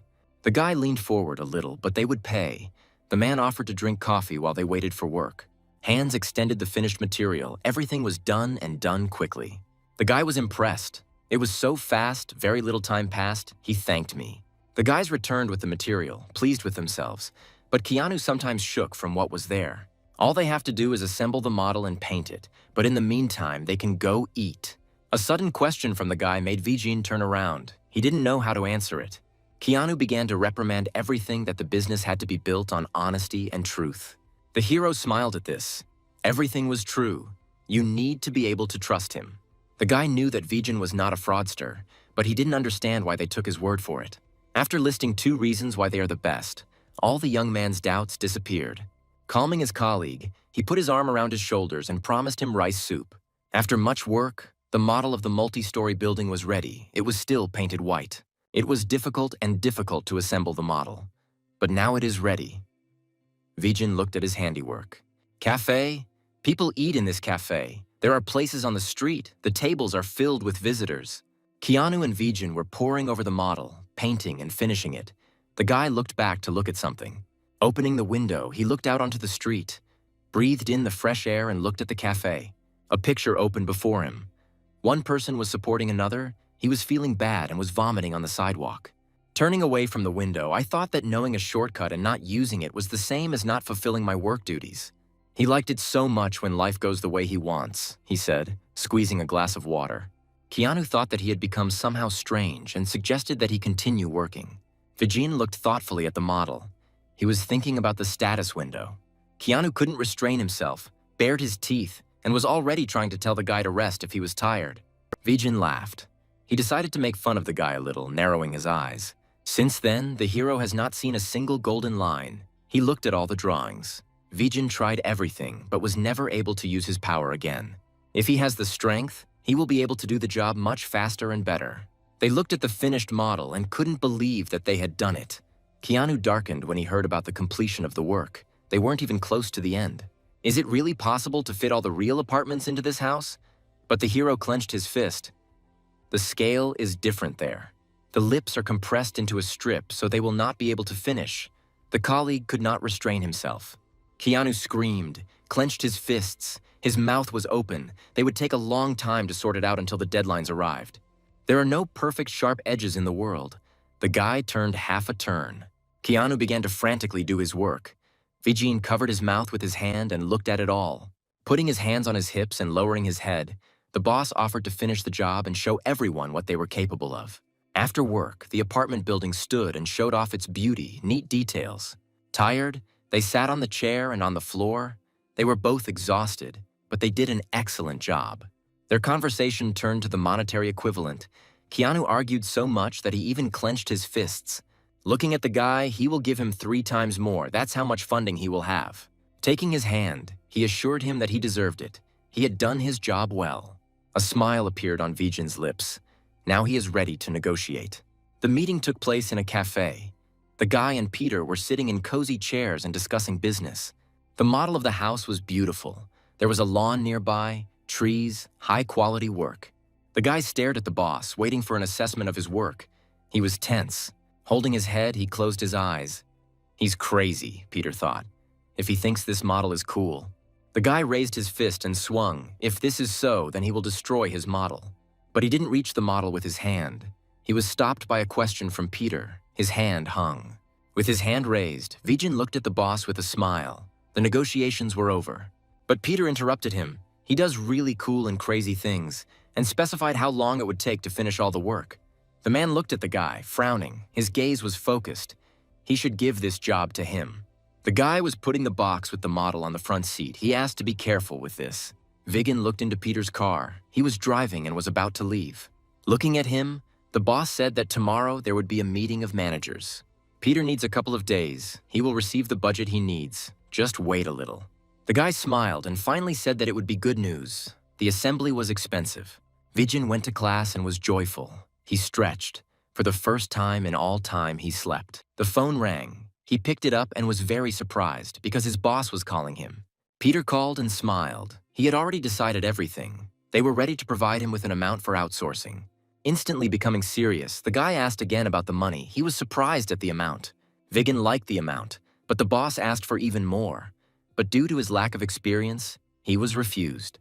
A lot of money was poured into marketing, stupidly, like into a homeless pit. People gathered near the Widgeon model. They liked this model. They were surprised. The guy's friends were ahead. Sonia turned and saw him. She stopped. Continuing the conversation on the phone, he waved to the trio and was glad to see them. Sonia stopped. A small smile appeared on her lips. She raised her hand and waved back. Now this area is so backward that everyone calls it hell, but in a few years it will take its toll. Vijin wondered why the chief decided to talk about this, but he continued to listen silently. Peter clutched the glass. Marketing decides to open a PR center. Vijin was surprised. He did not remember anything like this in his world. A guy was sitting on a bench, resting his chin on his hand and crossing one leg over the other, he was thinking. Again, the phone was at my ear. We were talking about a deposit. On the other side, they were silent from shock. There they shouted at him very loudly. The man did not understand how to get the job done by April. The guy smiled. He believed in Keanu. It was too much money not to take advantage of the moment. Now he needs to make 16 layouts. The guy lowered his head. The architectural business requires a large number of people. It is necessary to assemble a team. Due to the fact that the class was canceled, they will work non-stop for the next week, the professor said as he entered. Vijin thought that while he would not assemble a team, he would first go to a lesson with the professor, because he won an international prize as a young man. A building was presented that was originally uninhabitable. The building looked like a spaceship. The guy will need to stand out at the professor's lectures. The hero looked to the side. Squinting his eyes, the teacher smiled. There will be no homework, but you need to repeat the lectures. Ron and Jaden were indignant. It was hard, and there was a fire in their heads. Vijin understood that it was hard for them. This object was folded, adjusting the strap of the bag. The guy approached Jaden. He was gloomy. The lesson was over, but he needed to digest the information. Jaden was angry. He didn't understand anything. The hero hurried him, but he snapped. Vigin was not offended. He called him and Ron to drink coffee and not worry. Everything will come by itself. And so the three of them sat at the table and each drank their own drink. Ron drank hot chocolate. Raising his head and looking at the guys, Vijin asked them if they wanted to make money. The guys were surprised. Each thought about his own, about full-time work and money. The character talked about work, that they don't have enough hands and will receive money for training. But they began to refuse. One has a lot of his own business. The other has a lot of money from his father. Ron stood up to leave. The others looked at him. No one said anything. Jaden asked not to pay him. The guy turned around in disbelief when they were left alone. He clarified that they would do this. Vijin would explain the lectures and he would help him in his work. They sealed their agreement by knocking their fists against each other. A table, there are open laptops on the table, 2 people are working at them. Seeing how easily Vijin showed his work made Jaden scream, curse, and knock his drink onto the floor. Seeing that the coffee got onto the laptop, he swore even more. The hero laughed at him. Smiling at each other, the character thanked him for his work, to which the guy invited him to go to the club. Raising his hand, Vijin couldn't do it today. They still have work to do. He nodded to his thoughts. Jaden was indignant, he swore. He needed to do part of his work today. The character went out, he needed to go to class, and turned to the young man. He asked for a favor, not to speak English with such a terrible pronunciation. But the hero did not remain in debt and said the same thing about Korean. After class, Vijin brought the guy to show him his office. He was impressed. He walked forward. The character could not understand how he became a good architect. Turning around, Jaden said about moving to another house next year. He would call him, but Vijin refused. The guys were busy when Keanu entered and announced his arrival. Having introduced them to each other, the guy named the new employee. They exchanged smiles. Vijin watched as the two quickly found a common language. They stood holding hands. Keanu taught how to use tweezers to insert glass. You need to be careful. The guy praised Jadan and asked him to take a felt-tip pen and start coloring. By felt-tip pen, he meant a thin brush. Vijin, who had already approached, had already explained. The guy liked everything, but he thought about another assistant. Helga and Sonia came to mind. He thought about them. Keanu turned around. He wants to prepare for the exams, so work should be left for later. Vijin invited Kian to transfer to their university, but the guy said that he was beaten with a belt for his reluctance to study. The guy chewed the tip of his pencil. He was lost in his thoughts. His eyes wandered over the lines. He taught only what was interesting and necessary for him, choosing the most necessary. I walked along the corridor, thinking about the second semester and that I would need to think about the competition. Turning his head, his attention was caught by an advertisement and the guy stopped. Ron looked at the sheet and thought that it would be difficult to beat the senior classes, but he had to win. The professor looked at the guy's drawing. He grimaced and wrinkled his mouth. Then he couldn't stand it and called him. Aesthetic perception is important, but the project must be actually built. It dawned on him that if he can design something that can be built, he will win. The professor stood behind Ron. He will check and help. He will definitely win. The guy was embarrassed, clenched his fist. He enlisted the professor's support. He liked it all. The girls surrounded Vijin on both sides. They wanted to know about participation in the competition. Meanwhile, the professor was giving instructions to Ron, who bowed to him as a sign of farewell. Vijin approached the poster. Many were interested in this competition. A gloomy Ron walked behind the guys. He didn't even greet them. The competition was not easy and very difficult. Not everyone coped with it. But in the end, the result is equal to the marks. Ron called his father. He wanted to analyze past work so that he would know where to go. Vijin walked along the corridor. He was confident in his abilities. The difference was only in the information. The cherry blossoms were blooming. The hero was walking and suddenly realized that April had already arrived. She poured her petals down, and couples in love walked holding hands. Vijin looked at all this. He thought it was a great time, grinned and straightened the strap of his bag. The girls surrounded the guy. They asked him how to win the competition, to which he replied, if they listen to him in everything, then there will be no problems. Vijin stopped, turned in their direction, and looked at them for a long time, as if he was trying to remember something. He walked past them. The young man looked at him. They crossed eyes, but passed each other. Walking a little further, Vijin heard the conversation of the three. They would go to a nightclub. The guy thought that the eldest was too arrogant. He would not be able to take the main prize. They called him, the girls called him, Helga and Sonia, they smiled at him and waved. Sonia approached Vijin. He is so difficult to catch. The guy became embarrassed, raised his hand to his head. He works late. At this time, Helga was talking to her boyfriend on the phone. The two turned in her direction and watched her having a nice conversation. The guy's eyes narrowed. He didn't think that they would get closer to each other so quickly. Sonia nodded in agreement. Looking up from the phone, Helga turned to them and shushed them to be quiet. The girl shouted at them.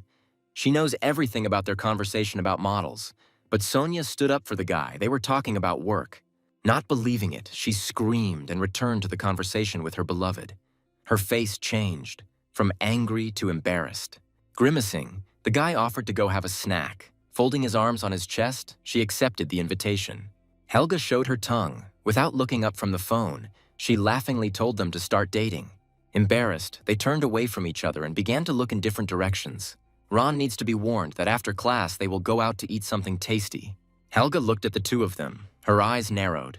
They looked suspicious. The three of them sat and ate ice cream. The girl laughed. Sonia doesn't know how to date, Vijin choked. The embarrassed girl muttered that she needed to get a boyfriend so that such conversations would stop. Sonia was angry. She heard what Helga said about how she wanted to start a relationship. But Helga has already decided this issue. She took a couple of numbers for her friend.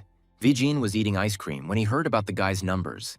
He couldn't resist saying that Sonia was pretty. No wonder they were interested in her.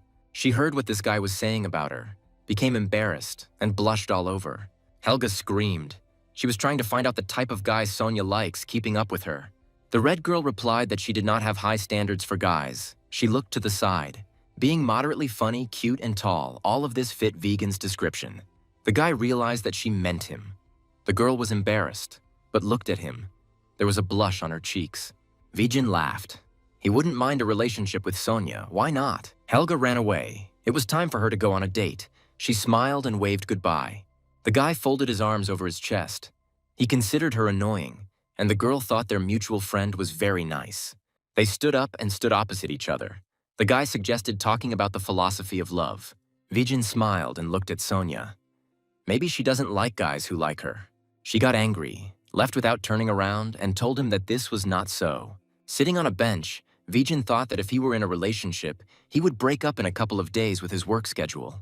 He glanced at his watch. He didn't have much time left to meet with the manager. The efforts of the past month are about to bear fruit. The young man looked to the side. Several models of multi-story buildings stood on a stand, with a crowd of people standing behind them.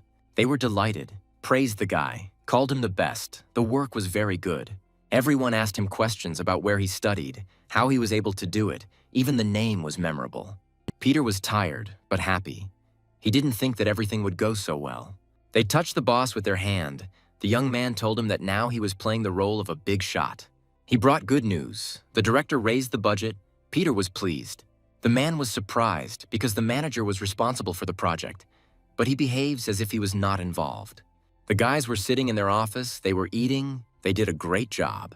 Keanu drank alcohol. He suggested it to Jadon, but the answer upset him. Vijin was distracted from eating by a ringing call and looked at the phone, planning to answer. I answered the call. The guys even stopped chewing and held their breaths, waiting for an answer. The guys moved closer to Vegan. They looked at each other in fear and did not understand what had happened. A smile lit up the guy's face. Everything was great. They will create an advertising campaign for them. These two were delighted. They clenched their fists and smiled from all teeth. Keanu was interested in the reaction at first because he was upset, but the guy convinced him that everything was fine. Vijin calmed everyone down, folded his hands on his chest, and offered to have a delicious meal when they received the advance payment. The guys were delighted. They raised their hands to their mouths and gave flattering words to the boss. A whole week has passed. Keanu was interested in the receipt of money. Today is payday. Vigan was silent. He did not voice the amount, but showed the number 3 on his fingers. Keanu was upset. It was too little, even though they are a young startup. To this, the young man said that the down payment was 10%. Keanu thought about it and immediately began to calculate his percentages, how much they were due. Holding his chin, a little time, and already the guy's income is growing. Now it's only a matter of time to get rich. He lowered his eyes, pursed his lips, ordered them to calm down. They were not super rich yet.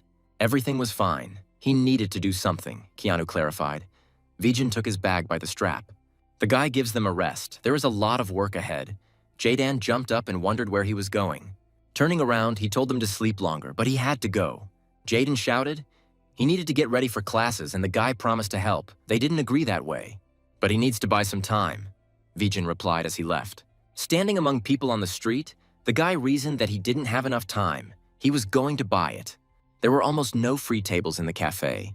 People sat and ate, mostly in pairs. Vijin raised the glass to his lips and took a sip of water. After all, he can't solve all the problems. A guy came in. He was looking for Vegan, accompanied by a waiter. He walked to the place.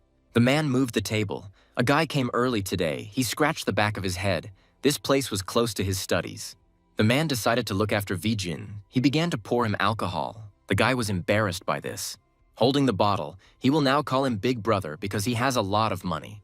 Vijin treated his friend to beef and he tensed, suspecting something was wrong. After looking at him, he voiced his thoughts. He wants to hire him since he worked with the manager before. By pouring a drink into a glass, he can give him twice the amount he earns now. They started an argument about how much this guy gets now, but he works 7 days a week. Putting his hand on his head, the man sighed heavily, closed his eyes. Working as a freelancer was wearing him out. Weijin announced the amount he would pay, resting his chin on his hand and smiling. The man was shocked, but the guy considered it a little and planned to pay more in the future. Raising his glass and drinking in one gulp, he decided that he would listen purely out of curiosity to his proposal. He began to sweat. He was interested in this proposal, and the guy better not joke. Vijin brought the glass to his mouth, about to drink. He looked straight at the man. Being born with a golden spoon and acquiring this spoon are completely different. The guy leaned forward. Pointing his finger at him, the man said that he interpreted the concept of a spoon incorrectly.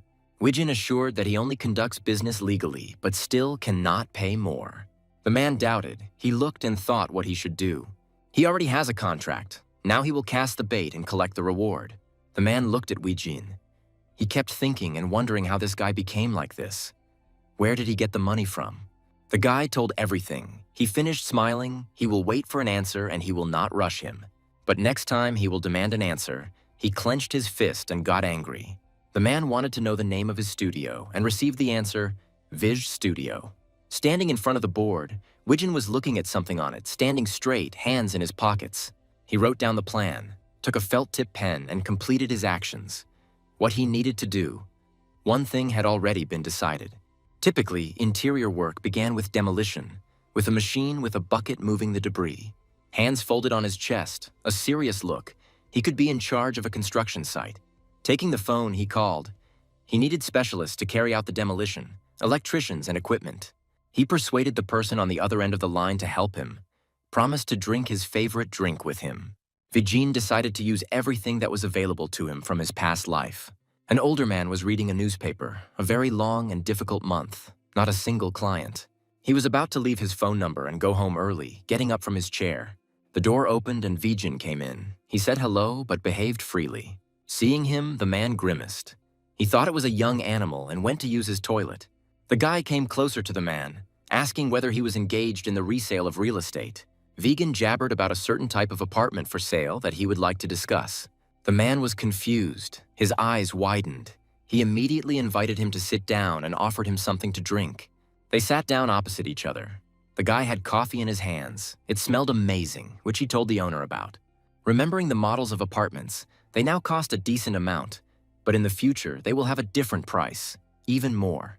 He put a glass of coffee on the armrest, keeping his hand on the glass. He needs to sell it now, despite all the assessments of the future. Investing is not only about money, but also about time, Vijin said directly.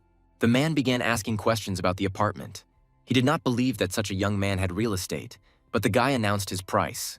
Continuing the conversation, Vijin can give a discount, but only if he withdraws the money this month. The guy was confident that the apartment would sell very quickly, even if he just walked around the neighbors. Sweat rolled down the man's cheek. He laughed and saw that the young man had prepared in advance. Vijin got up, threw his backpack over his shoulder and was about to leave. If he wasn't satisfied with the price, he would find someone to turn to since he urgently needed money. The man jumped up and began to stop the guy, saying that he had understood everything wrong. Sitting back on the sofa, Vijin said that real estate around was very expensive. Continuing to wave his arms and talk about the price, the man needs to get more profit. The guy looked at the man. He is a seller, he has a lot of buyers. Sweat poured down his face, his lips curled. He tossed between this sentence and his thoughts. Vijin folded his arms across his chest. He watched the man's throwing and waited. He hunched over and agreed, because he would lose in the end if the guy left him for another. Vijin whispered, barely audibly calling the man. He doesn't want to offend him since he still has a long time to see him. He will bear all the paperwork costs, everything will be paid for by him, you don't have to worry about it. At this, the man became embarrassed. He began to smile, asking again and not believing it. But the guy assured that he would take care of it. It would be a discount from him. Vijin will be occupied with the house all April, so he needs to carry out the transaction and receive payment from both sides. The man was surprised by such a salesman, and when he heard about the profits on both sides, he closed his eyes. He leaned over, smiled, and promised to find a buyer for the amount the guy named. The guy, having agreed on the sale, left without turning around with his backpack on his back. But remembering something, the young man stopped and threw it over his shoulder. He was interested in the sale of houses only in this city or somewhere else. Vijin gave the man a task to let him know when the sale of houses in a certain district would begin. He handed his business card to the man, who was convinced that he was a representative of the company. Vijin was pleased. He stood and looked at his account, and a smile of its own appeared on his lips. He sold his apartment at a profit. He had not seen his account on paper for a long time, and he liked what he saw. Looking to the side, he now wondered where to spend the money. Finding investments takes time. He thought that if there was a corporation, the money would not be withdrawn from the account so easily. But taxes, no one evaded them. But the young man simply did not think about them and therefore did not pay. Vijin entered the building, and there was a woman sitting there who recognized him and greeted him. He wanted to increase the area for the office. The guy looked around, smiling. Sitting at the table, the young man wanted to take away the entire second floor. The woman raised her hand to her mouth and thought. After she told him the monthly fee, she was curious whether the guy would agree. Vijin smiled widely, thinking that it was very cheap. He was ready to meet the owner. Keanu, all wrapped in a blanket, raised his head and asked about the guy. Saliva rolling down the corner of his mouth. With his hands folded on his chest, the young man clarified that he did not go home and slept here, followed by a nod from the person sitting, confirming this. Vijin thought, he needs to hire 3 people to work here. He could also hire school children to work part-time. The young man sat down at the computer. turned it on. Keanu looked over his shoulder. He was curious if he was working again, but he was looking through the vacancies. He was already involved in this business, but now everything will be different. There will be differences between bonus and general business. Keanu smiled. This is great. He was embarrassed and praised Weijin, but he immediately became worried about what he should do then since he works here. Weijin looked at the guy. He tried to explain that he would now devote more time to his studies. Keanu screamed. His hands shook. He was also studying, splashing saliva, he shouted to the guy. The teacher of the basic subject smiled at his students. They will soon begin to take the theory test. The teacher laughed. He would like to give them all excellent marks, but that's not how it works. Weijin darkened. His phone received messages in the general chat. He and Sonia were sitting at a common table. He looked at the girl. She became embarrassed. The girl raised her hands to her cheeks. She wanted to be in a group with a guy. They should try to pass the work with a high grade. Weijin grinned, egging her on. He smiled. She trusted his knowledge. Turning to him, making a sweet face, she trusted him completely. Then they need to take notes and organize it all. The job was difficult. They had to do everything to satisfy the client. The young man looked at the plan and realized that the work was more difficult than he thought. Creating a room for a virtual client. Sonia looked at him. She suggested creating a client first. Weijin agreed to this. The girl picked up the pencil, twirling it in her hand, thinking about what kind of client they needed. She asked him what kind of premises he would like because he has a lot of money. Raising his hand, he became thoughtful and began to talk about his company and the number of employees. Darkening her face, she realized, and said that this did not suit them. There were too many offers. Smiling widely, she decided to create a room for him. For Weijin, she was surprised by the name of the house with dumplings, and raised her hand to her chest. He introduced his mother's store. She had been selling handmade noodles for a long time, but the store was narrow and cramped. The guy wants to make a beautiful store with a large area. This will be a gift for her. Clapping her hands like a child, the girl laughed. She was pleased with the young man's idea. The delighted guy looked embarrassed. He was flattered that the girl accepted his idea. Having told all the details, Sonia was angry that he was kicked out of such a house. She was all angry. Even the guy was surprised because she was considered cold and emotionless. Everything was fine, he exhaled. It would happen sooner or later. Bringing her face closer, the girl decided to start the concept from her mother's store. Weijin didn't believe it, but Sonia insisted on her own. She aggressively promised to make their project chic. They handed in the work with held breath, stood and watched the teacher's reaction. Weijin pursed his lips. In case he didn't like the work, they froze in anticipation. But while reading the work, without looking up from it, he said that the client was unique and that the work was not bad at all. Sonia wanted to capture the client in a realistic and emotional way in the story. The teacher exclaimed that this was great and he would look forward to the project. They were wished good luck and clapped their hands together in joy. Holding the plan in her hand, the girl wanted to know where they would start when approaching the guy. But the guy put his hand on Sonia's head, calming her down and stopping her impulse, and offered her a snack. Her eyes sparkled. She became embarrassed. A snack was a great idea. Rice, eggs, and meat were on the plate. Everything was very appetizing and smelled delicious, and so were the drinks. The girl was chewing food with her mouth full. She was looking to the side and actively working her jaw. Weijin was also eating, but his thoughts filled his head. He thought about the fact that he spoke about his childhood for the first time. Having closed his eyes with pleasure, the guy was pleased to trust such a person. The girl took a spoon. She wanted to know why Weijin didn't eat. If she didn't want to, she could eat it. He will eat. Her profile was visible. The girl was beautiful. She smiled happily. Already at work, Weijin and Keanu looked at the monitor screen. There was a model of the apartment on the screen. They looked at it and tried to figure out what to do next. Keanu was interested in the guy's opinion about the employees. They seemed capable, but they need to hire 3. The interview was conducted by a colleague, and he wanted to take the 2 who passed it. Weijin doubted that they were not professionals, but his friend assured that they would learn everything. He stood up, put his hand on the guy's shoulder. Soon he would bring an architectural model and they would be busy with something completely different.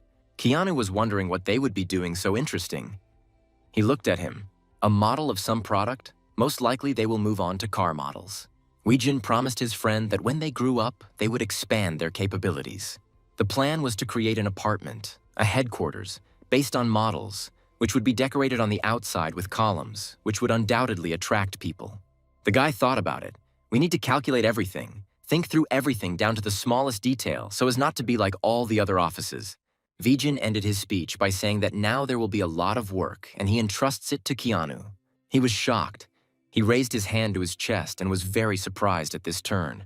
Now there will be no opportunity to help with modeling, but Keanu assured that he could handle it and beamed with a smile. Over the next week, Weijin visited several companies, and now the income will continue to trickle in. He remembered Sonia and her task. He had to send it to her. Picking up the phone, he held it. Bringing it closer to his eyes, he read the message from the girl. His face was pleased. Vijin was with the manager. He wanted to change the design, make it from natural marble, but the design concept should remain unchanged. The man clarified to make it clearer that the color and tone should not change. The guy started scrolling. The manager looked at him skeptically, waiting for him to choose. The young man chose the soft pink color of marble. The man thought that he was too young and did not yet know how to manage finances. Slamming the folder, Vijin decided that the opinion about the Vij studio was important to him and he was ready to spend money. The manager was already worried about him, but the guy convinced him that he was in a great mood. Vijin could hear sighs and gasps from the beauty of this place. His right choice influenced this. The manager was pleased with the result and they shook hands. The guy called on the phone and reported on the corrected design, listening to what they would tell him in response. Weijin walked along the streets, which were green, he called, and reminded them to start work. It was already getting dark, but the guy kept calling and calling. His studio Vij was actively getting to work. Vijin reached out with his phone in his hand. He had finished his work for today. Tomorrow it all starts. The first work of the Vij studio, a large order, they were ready. The guy in the helmet gave orders. They will be built on the 3rd floor. All materials must be taken to the freight elevator. The men talked. The project really turned out to be large scale, but problems arose with electricity. Raising their heads, they began to doubt their abilities. They did not understand what was happening here. Vijin greeted people joyfully, all beaming with a smile. The man was surprised by the guy's age, but without showing it, he came here to start. They looked at Vegan skeptically. There was a lot of work. He would need a master, they thought. The guy raised his hand. He is in charge of carpentry today, so he will hold a briefing among the workers. Droplets of sweat ran down the man's face. He thought he was joking because he was so young.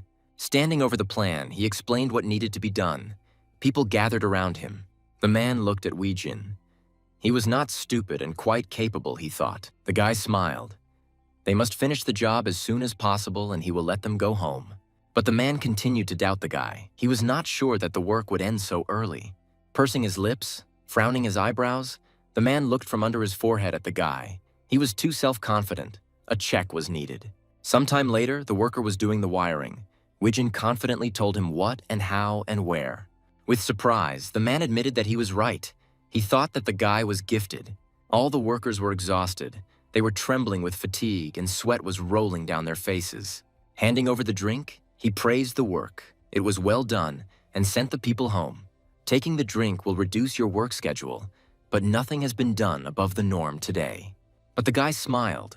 Despite the fact that the work would be finished earlier, the salary would not change.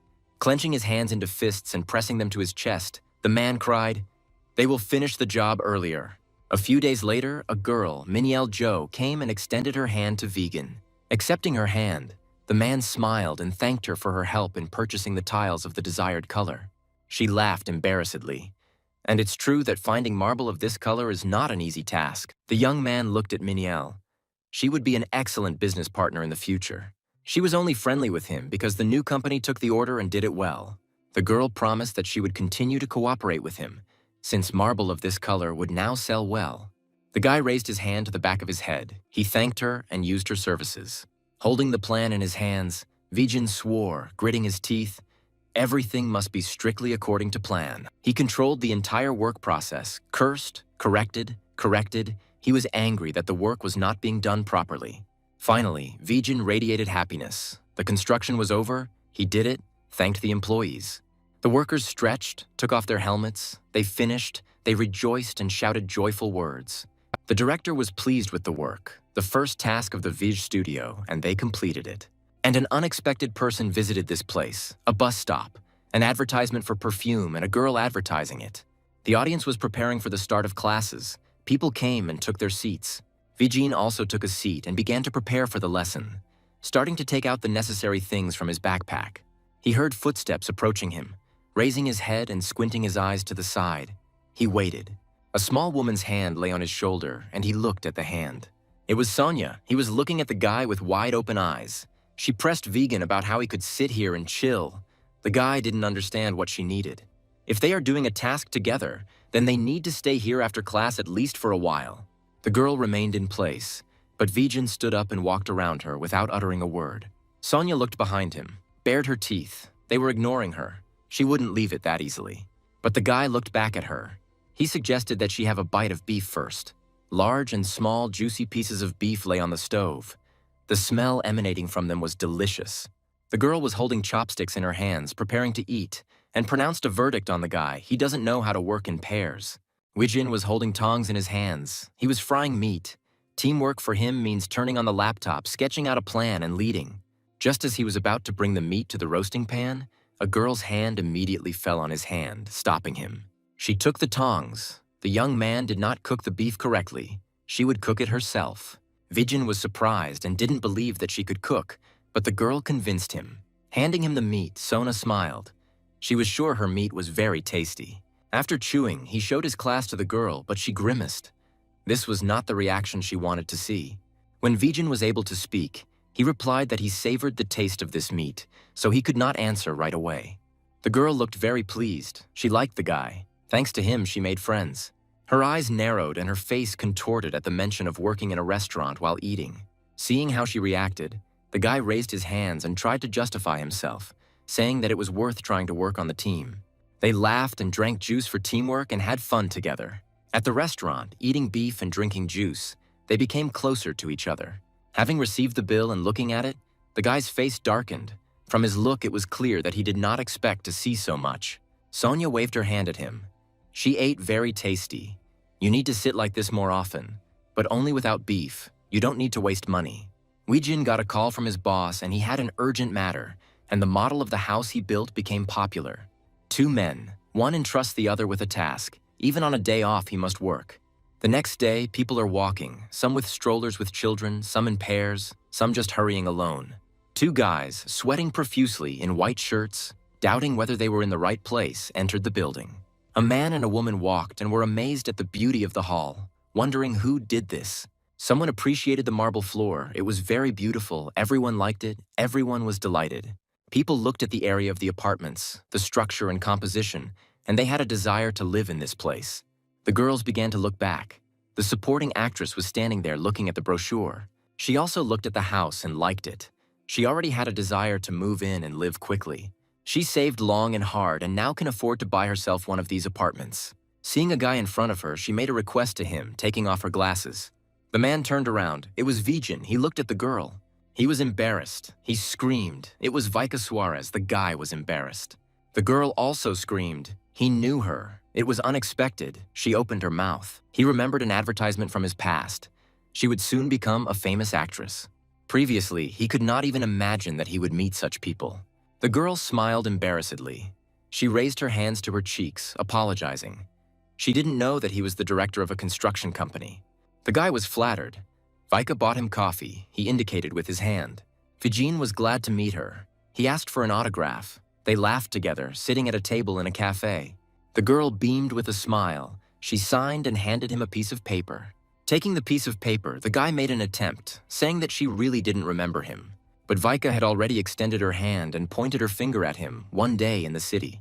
Suddenly, the girl pulled back. She got scared and started asking if he was a stalker. But Vicky laughed. She remembered this young man sitting opposite her. This is the boy who was eating and got dirty in his food. Vijin was embarrassed. The guy said that she would become popular and she would have many more films. Confused, the girl came to look at the house. She saw it in the article. Vijin thought about her. Her career will grow every year because standing still is not an option. The guy looked at Vicky from under his forehead and told her which type of apartment was best to look at. All rooms are designed to look efficient. She understood everything. Raising her hand and touching her hair, she lowered her head. The amount for the apartment was large. Handing her his business card, he asked her to call him and he would help. Vision Studio? Sweat flowed down her beautiful face, which means the business was built without going to college. Showing her his student's card, he is studying, so everything is fine, he smiled. With her mouth open, she held a business card in her hand and was delighted that the boy had fulfilled his childhood dream. The guy also remembered Hunter. He was interested in how he was doing. Vicky clenched her teeth, lowered her head, and began to look to the side. One day he disappeared. Vijin was surprised. He couldn't believe what he heard, how this could happen. He just left his bank book and went out into the world. He had to do it. The girl had no money, so she worked a lot. Then she was noticed for her talent. The guy realized that it was very difficult for her and looked at her for a long time. The manager called him. Vijin beamed. He heard that they wanted to meet with him. Reaching out her hand, she stroked the guy's hair. He continued talking on the phone. Vika smiled, looked at the guy. If Hunter saw him now, he would like the guy. Confused, she said that she needed to prepare well. After all, Vika once reminded him that he promised to marry her. She smiled. The young man became all crimson. He also remembered his promise. Now he felt hot. The girl stood up, extended her hand to say goodbye. They would see each other soon. Already sitting at home, Vijin looked at his book in front of the monitor screen. The guy was wondering how he could make this money work, and he put the book under his mouth. I remembered Peter, who said that large areas are not always good. He heard his mother's conversation, got up, walked over, and began to look out from behind the door. Mom was sitting on her knees in front of the TV. She was talking to her brother and asking for more deferment from the debt. Hearing this, Vijin's face darkened. He began to scold himself, saying that it was not his fault for everything. When my father was defrauded over real estate, bad times came, and my mother tried to cope with the debts alone. Snatching the phone from his mother's hands, he shouted into the receiver that the entire debt would be paid off and there was no point in calling here anymore. By showing Mom his account, he will pay off the entire debt, no need to worry. Vijin looked at her, but he asked only for faith in him. Vijin was sitting in the office. The man was looking through some documents and was serious. Putting the sheets aside, the man smiled. If you decide to do this with the money, then that's good. The guy was praised for such an experience and wished to be a support for his parents. Mom took his book and looked at it for a long time. The guy stood behind her and waited, although she didn't believe her eyes. Turning around, she hugged her son tightly with tears in her eyes, regretting that he should study and not live like this because of his worthless parents. Clenching his fist, he had to pay too much in taxes, but in the end, everything was fine. Vijin looked at the documents and drank coffee, holding a glass in one hand and pieces of paper in the other. He was talking with a man about real estate, thinking through and calculating various possibilities. When the man first heard the news about the company change, he was scared. The man was surprised that the guy was able to predict this, and he was waiting to see if he would buy an apartment. But Vijin knew that the sale had taken place when he saw it. Investments intended to make a profit may fail. When buying a home for living, they would still like to have investment value too. In his previous life, reconstruction caused negativity. He learned his lesson from that. The man smiled, shook his hands. He was ready to sign the contract. Sitting on the sofa, the man wanted to ask the guy. He allowed him to ask questions. This guy probably knows something, so Vijin was asked about it. The guy smiled. He pretended that he didn't know anything and what he even meant. The man narrowed his eyes. He still didn't understand why he was buying these shares. Since they will still see each other in the future, Vijin decides to explain a little. The party that always loses in court is the creditor, the guy said with a grin.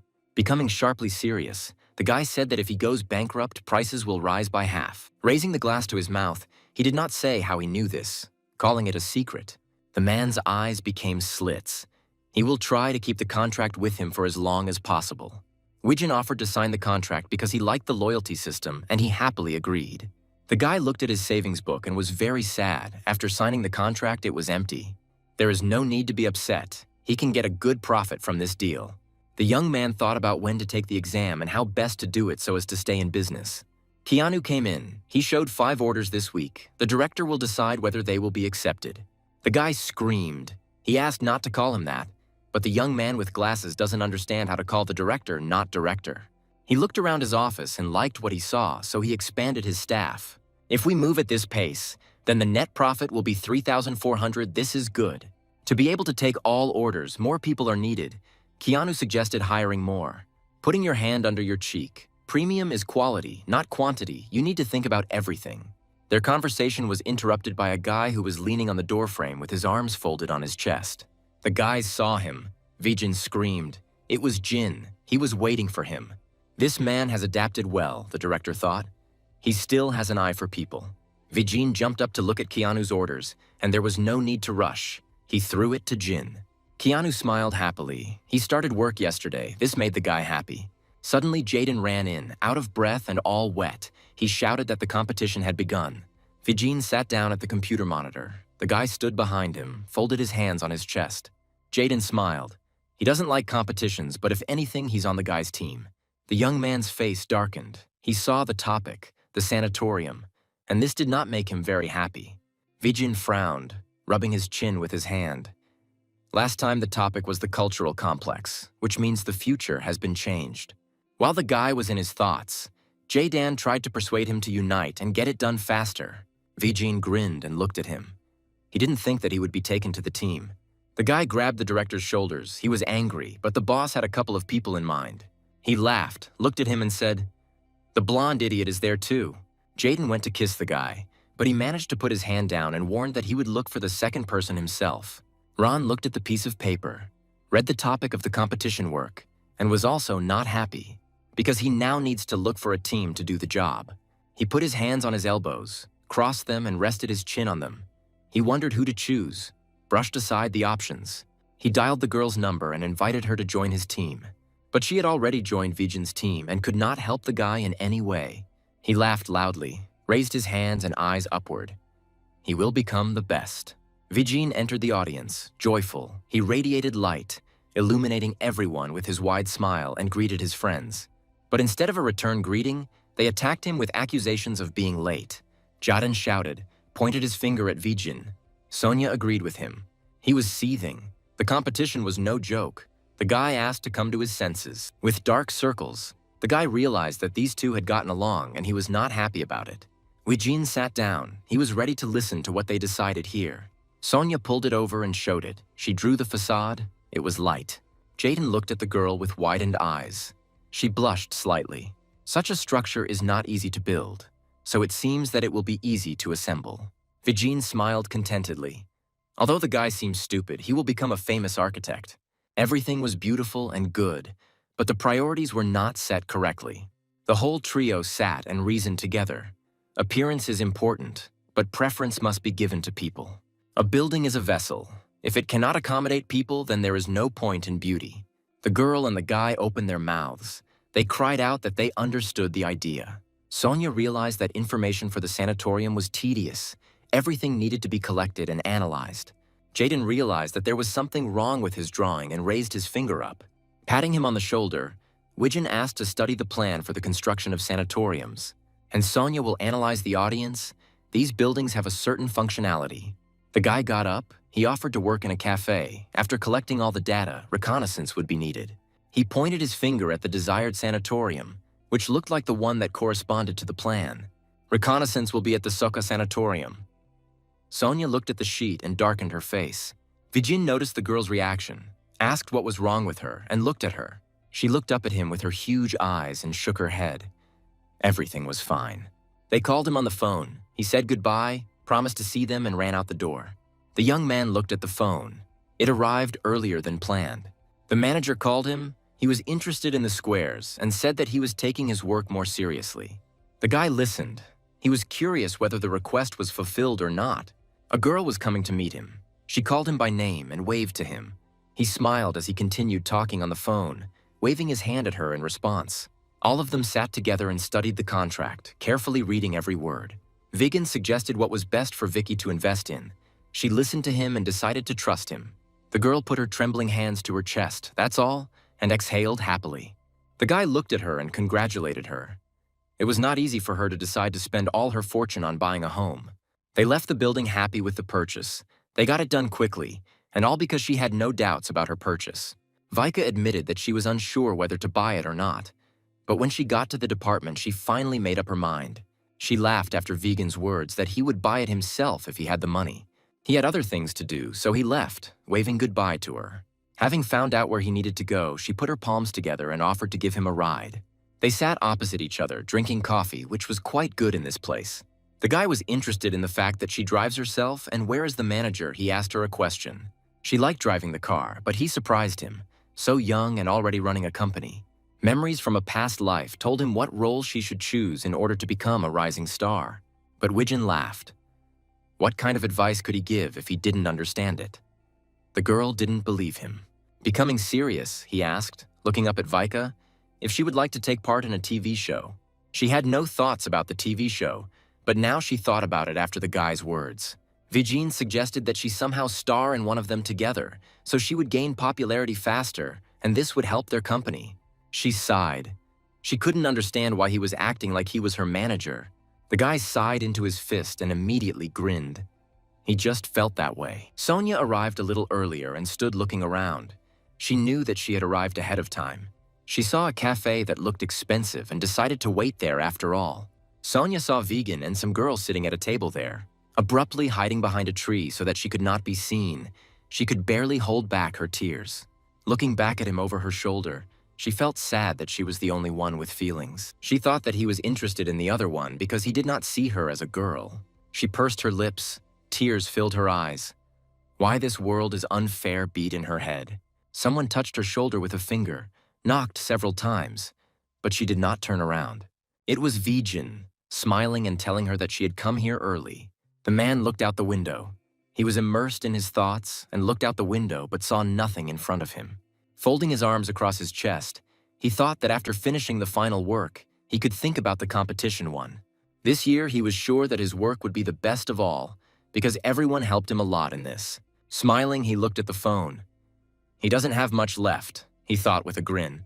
He dreamed of a project building and a girl, so he called Sonia, inviting her to join his team. Having not heard enough, she dropped it. At that time, they were sitting in a cafe, and the girl was angry that even the guy noticed it. Vijin drooped, even though the girl said that everything was fine. But she had such an expression on her face. The guy showed himself. Sonia looked straight. She asked a very important question to the young man and nervously waited for an answer. Vijin drawled the same one, looked away, he looked strange. Turning to her again, he smiled. This girl is an actress, a celebrity, Vika Suarez. Pressing her palm to her mouth, she knew her. But she still didn't understand how she related to him. The girl continued her reasoning without being embarrassed by him. She muttered under her breath about how he could get a girl. The guy heard everything. He smiled. He heard Sonia's entire speech, which he told her about. Jaydan, who was an hour late, intervened in the conversation of the two. He waved to the couple and smiled. Vigan walked past him, telling him that he was a cowardly snail and he couldn't lie. They caught up with him. Jaydan put his hand on his shoulder. All three went to look at the sanatorium. The guy made excuses for why he was late, blaming the traffic jams, which were terrible. Jaydan was angry. He played a game yesterday and the director knows this from somewhere. Vijin teased him. He liked to make fun of him and see his reaction. Jaydan whistled to the side. He took the car in vain and attracted everyone's attention. Vigan looked at him. The guy explained that his father left the car here and he borrowed it. The young man took a pencil. He wanted to capture the place after the discussion. The young man looked at him skeptically.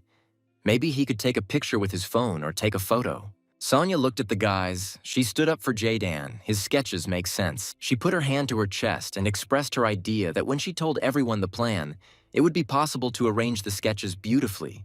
Jaydan praised Sonia, blushed all over in embarrassment. She understood his idea, but Vegan did not. The young man raised his hand to his lips and thought, he can win in modeling, but he needs help in composing a composition. He closed his eyes. He was pleased with the people he chose. He has an excellent team. They decided to go to the sanatorium, and a young man met them at the entrance. He did not greet them very friendly. If they are not guardians, they will not be able to come here. The guys began to shake. Vijin tried to persuade, folding his hands in a prayer gesture. Sonia looked at it all from the side. The men were distracted by the girl's voice. They both looked at her at once, waiting. She was the guardian of one of the patients. Her hair flowed as if from the wind. She was beautiful. In the ward, there was an old woman lying on the bed. He was in pajamas. Everything was done on top for convenience, calling a doctor and an outlet. The girl looked at her grandmother. The guys stood behind and whispered. The woman got up with the help of Sonia. She did not understand why the girl had come here at such an hour. The girl narrowed her eyes and smiled at her. She was bored. That's why she came. The guys came closer. They brought syrup with them and introduced themselves as Sonia's friends. She was very pleased, but she still didn't understand why they came.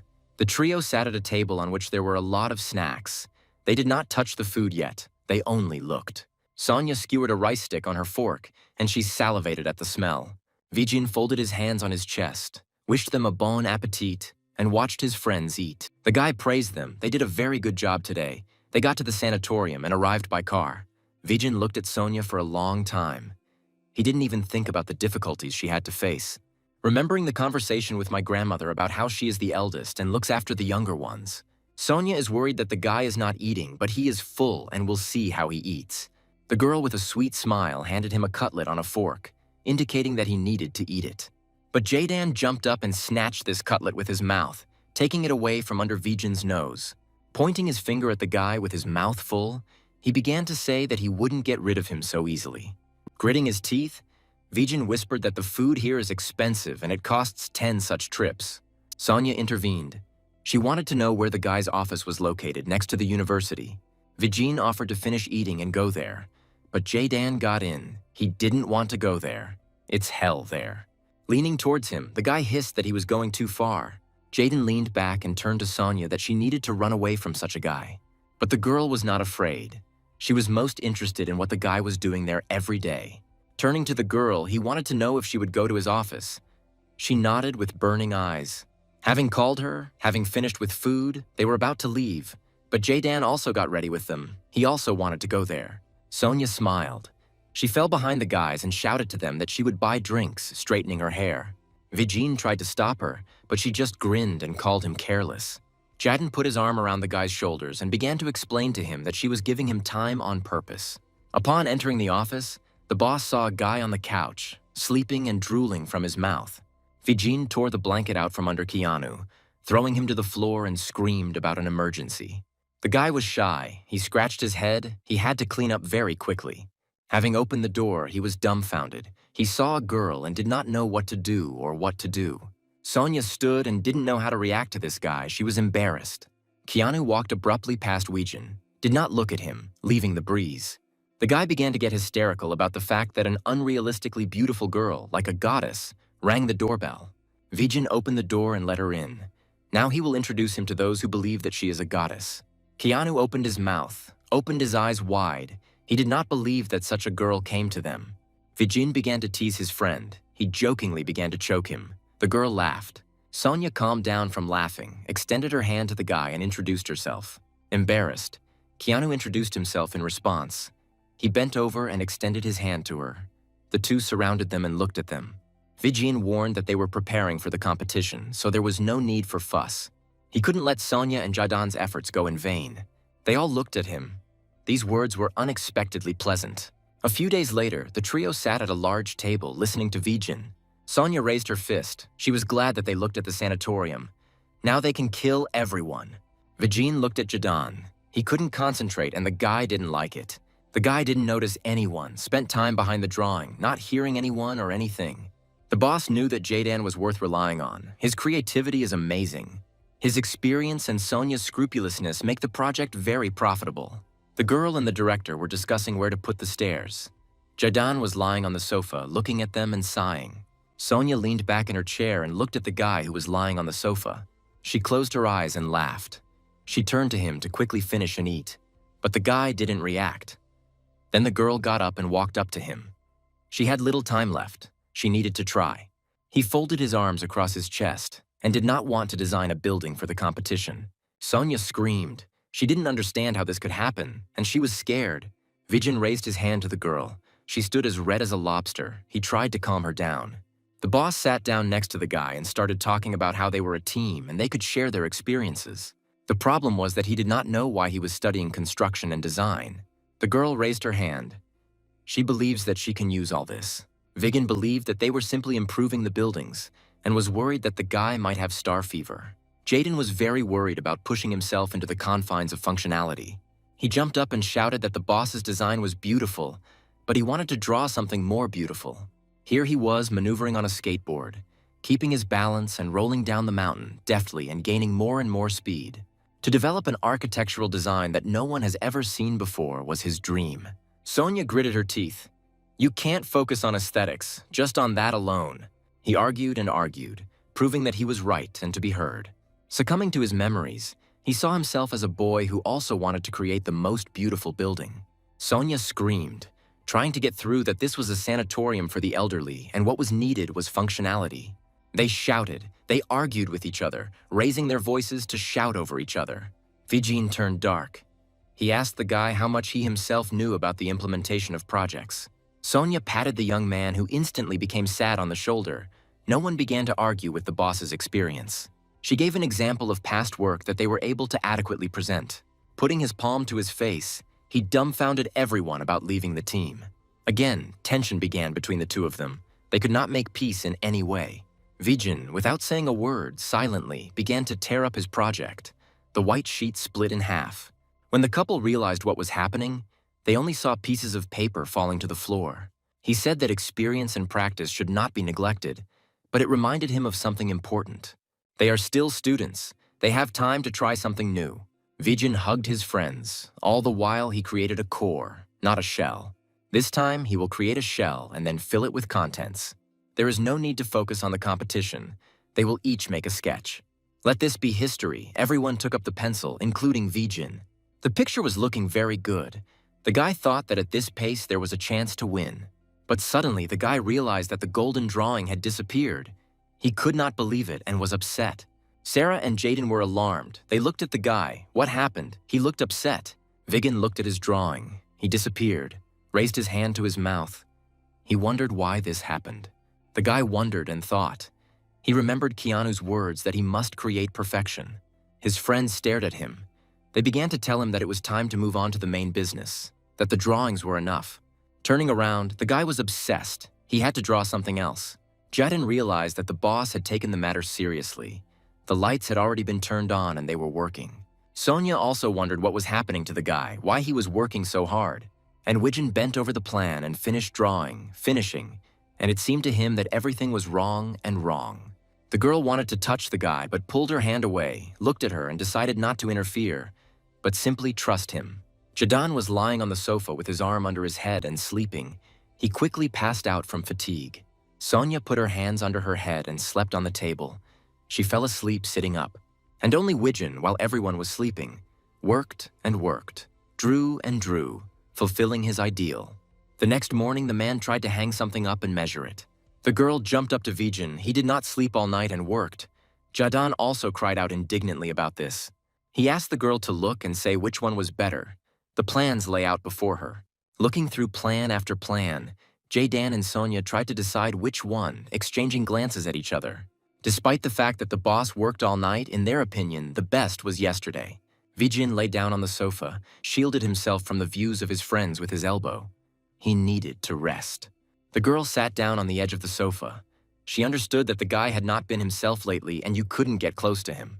She looked at him. There was no answer. She told him that he needed to rest. And here's a guy pounding an ice wall that has no end and edge and he is with a small hammer. There is no need to build according to plan. Vijin's eyes lit up with a bright light. He realized what was happening and beamed. But the couple in his head did not appreciate his efforts. The building was not what they wanted. He tried to find his friends, shouted and called for them where they were, he wondered.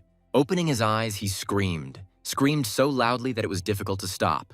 All wet and trembling, he put his hand to his forehead and looked to the side. Clenching his fist, the guy called Sonia, but no one came to him. He remained sitting. Walking out of his office, he scratched his head. Where could they have gone, he thought. Looking around, he slept for a long time. It was already night on the street. The man was confused. He walked back and forth, looked down, up, and to the side.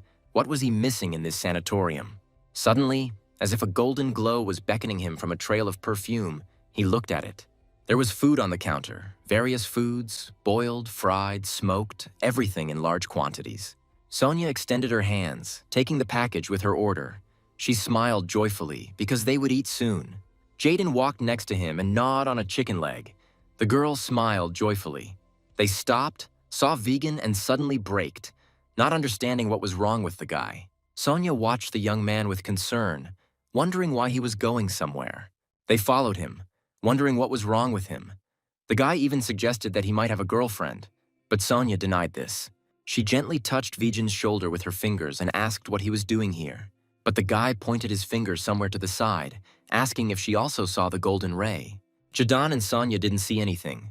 They were scared by the guy's behavior. Friends became worried about him. The girl came up and asked if everything was okay. The guy began to tear out the hair on his head standing behind them. But Wijin saw the golden glow of the playground and did not take his eyes off it. He turned to the couple. He decided to go back. He found what he needed. When they came in, the guy immediately started drawing. He worked, and tried. Jadan and Sonya looked at the young man with all their eyes. The guy's eyes even narrowed from tension. They came up to see what the drawing was. A golden glow came from it. They opened their mouths. From under his forehead, he looked at them. A strange drawing. He knew it, but he wanted to see their reaction. The drawing was on the table. Vijin had no common sense at all. Lowering his eyes, the guy reminded his friends what Sonya's grandmother said. The friends' memories again brought them back to their meeting with their grandmother, when she asked the girl who her fiancé was from these two guys. They wanted to hear the story from their grandmother, and she was going to tell them.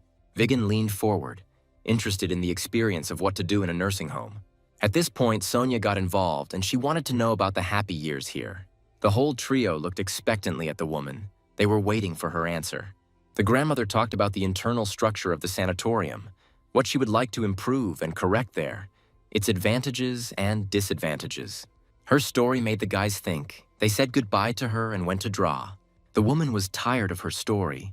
Lay down exhausted on the pillow, she did not understand what benefit her story would bring. Sonya laughed. She will definitely tell everything another time, but now they need to leave. The guy returned to the girl and did not understand what she meant. He was puzzled.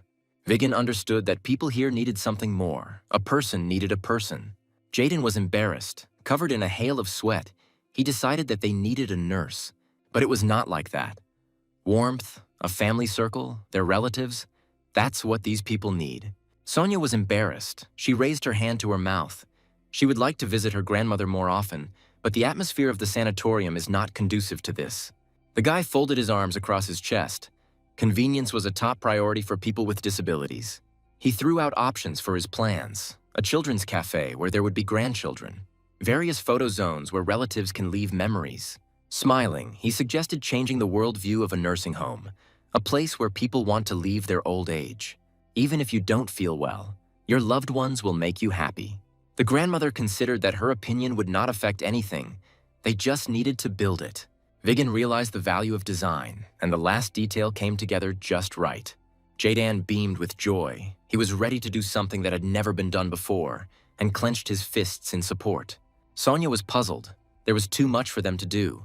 Drawings, models, and panels needed to be done, but there was not enough time for all this. The guy brought his face closer to her. He was delighted that she supported him and decided to trust him and his plan. Vijin took the pencil in his hand. He was sure that this time his drawing would be correct. The friends looked in surprise at the young man's drawing. These golden lines were clearly not clear to them. Sonya looked at Viggen. He did it all so easily and quickly. He drew it, as if he knew the result. Having made a drawing, he put his hand down and asked his friends for their opinion on how they liked this option. Jaden raised his hand to his mouth. There were tears in his eyes. Sonya was also impressed.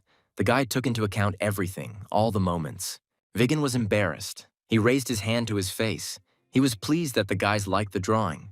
He stood opposite the girl and now allowed her to go home, smiling at her. But Sonya was upset.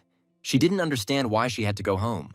Vijin regretted that they wasted time because of him. It was better to switch roles. They will spend time working on the models, and Sonya will be in charge of the interior design. But the girl screamed. They mean they are making a model, but the model is on a different level. But Viggen had experience. He accumulated it by fulfilling orders, he told his friends. The guy looked at Sonya. He hoped that she would believe him this time. She looked at him. A barely noticeable smile touched her lips, and she agreed with him. Viggen abruptly embraced her. She was dumbfounded by this action, and he squeezed her and thanked her for believing in him. Jaden opened his mouth at what he saw. Tears fell from his eyes. He was shocked. The girl screamed, blushed, and felt hot from all this. I pushed her away from me. She was still embarrassed and asked for forgiveness. Sonya looked at him smiling. They would see each other in 2 weeks. Hugging Jaidan, he began to smile. Let's get to work right away, but he cried out that he was hungry. But the guy laughed at him and asked him to show a hungry spirit at work. Jaidan sat over the plan, holding a pencil in his hands, looking and thinking. doing his job. Keanu joined them and also helped them work, calculate, and connect. The girl was also sitting at work at the computer. She had a design. She thought through everything. She received a message from Jadan on her phone asking her to save him. He was roaring and already tired. She took the phone and brought it closer to her face, smiled. She was pleased. The girl brought the photo closer. There was V-Jean in the background. 2 weeks later, Sonia stood in front of the office door. She took a camera with her. Opening the door, she carefully looked inside and asked forgiveness for her intrusion. The girl walked past Jake, who was lying exhausted on the sofa, and advised her to run. Sonia opened the door and walked in, stopping at what she saw. She saw the model that the guys made. The model shone with a golden color. V-Jean came out of the shower, drying himself with a towel. He saw Sonia when she arrived. She laughed and became embarrassed when she saw the guy, pointed to the model and said that he was very beautiful. If her grandmother is in such a place, then she will want to visit her more often. Hugging her shoulder, smiling down at her, he was pleased. She held her breath at the gesture. Sonia was embarrassed, but invited him to take a photo and looked directly at the young man. V-Jean turned towards Jadan and invited him to also take a photo with the model. The girl was embarrassed. She thought about taking a photo together, but it didn't work out. The three of them stood up. Jadan yawned and rubbed his eyes. Sonia grabbed V-Jean's hand and he glanced sideways at her. The guys stood up with the model. The boss stood up with his hand up, and Jadan was fiddling with the models. Sonia adjusted the lens. She was filming the guys, deftly commanding them what pose to take and how to look. The young man looked at the girl. He forgot about the pictures, but she took care of it. Standing next to the girl, he said that the cameras on the phone in the future would take very good pictures. Sonia showed the guys the photographs. They were impressed, but V-Jean's opinion was important to her. Jadan showed class. It is clear that the girl was taking photographs. Laughing, she managed to learn a lot of things while working part-time. Jadan beamed. He asked Sonia to teach him how to take photographs. The panel is ready and the image of the model is completed. Let's start with the guy finishing the reception. And finally they finished, clapping their hands to each other, a smile beaming across them. The man sat and drank tea from a mug. 11 teams reached the finals. The men agreed. This is a good result. Even this did not happen that year. One of the men raised his hand. This year's active freshman. The guy was happy. He called his father and said that he had made it to the finals. Jaden hugged and kissed V-Jean, who hugged him joyfully. The men continued the conversation. They discussed victory forecasts. If you tell what the man watched and began his story, then Ron and the professor are in the lead, but there is also Vegan's team. But remembering Vegan's team, he also remembered that Ron was part of it. The man realized that he had never seen the guy's work, so he thought about it. These two leaders can receive a reward, so they don't have to worry about anything. Even if they receive this award, the dean concluded that this is an excellent result for the freshmen. Wanting to see in person how their children received the award, the man headed towards them. A young man was driving along the highway in a car. There were girls in the car who surrounded him. The girls fawned over him, saying that he did most of the work. Putting his hand on his forehead, he lied to them. But he himself thought that he knew the truth, that he did nothing. Darkening his face, he looked straight with some kind of anger in his eyes. He would not make you regret that they worked with him. After adjusting his glasses, he stopped in front of the stairs at the entrance to the hall where the final work would take place. He took the hands of his companions, and today, they are the main heroes of the day. He had a lot of practice. If the reward is not his, then he would be better off dead. He walked forward confident in himself. At the top, he saw Vigen's team. They were looking at him, silent and just watching. The girls jumped up, they saw the team model and admired it, and the guy stood behind and was angry.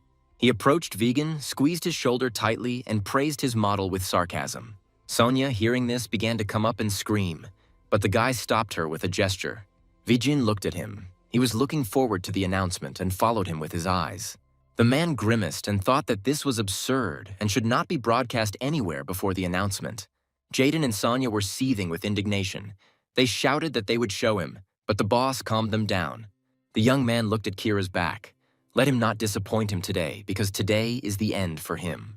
In the audience, people walked around and looked at the models. The show was free. The judge, Zan Riviere, raised his hand to his mouth. It was a bald man with glasses. The second judge, Bruno, looked at the work. The quality of the freshman was much better. Someone asked to take a closer look at his project, and not only because it was his son's project. Judge Zan had doubts. He was promised a reward if everything went as expected. The third judge, Anges Rock, also walked around and looked. He could not believe his eyes that this work was done by freshmen. The judges tried to confuse each other, each pursuing their own goals. Vijin gave his speech and presented his project. All the judges sat and listened to the defense. The first thought why he defended the project so well. Viggen pointed his finger to the side. If this is not architecture, then what is called it? Bruno folded his hands in admiration of the guy's work. The judges looked at each other. He lowered his folded hands down and regretted that he himself had not thought of such a thing. Bruno leaned forward, staring expectantly at the project, which was limited in design. Viggen continued to demonstrate his project, which contained all the valuables for the nursing home.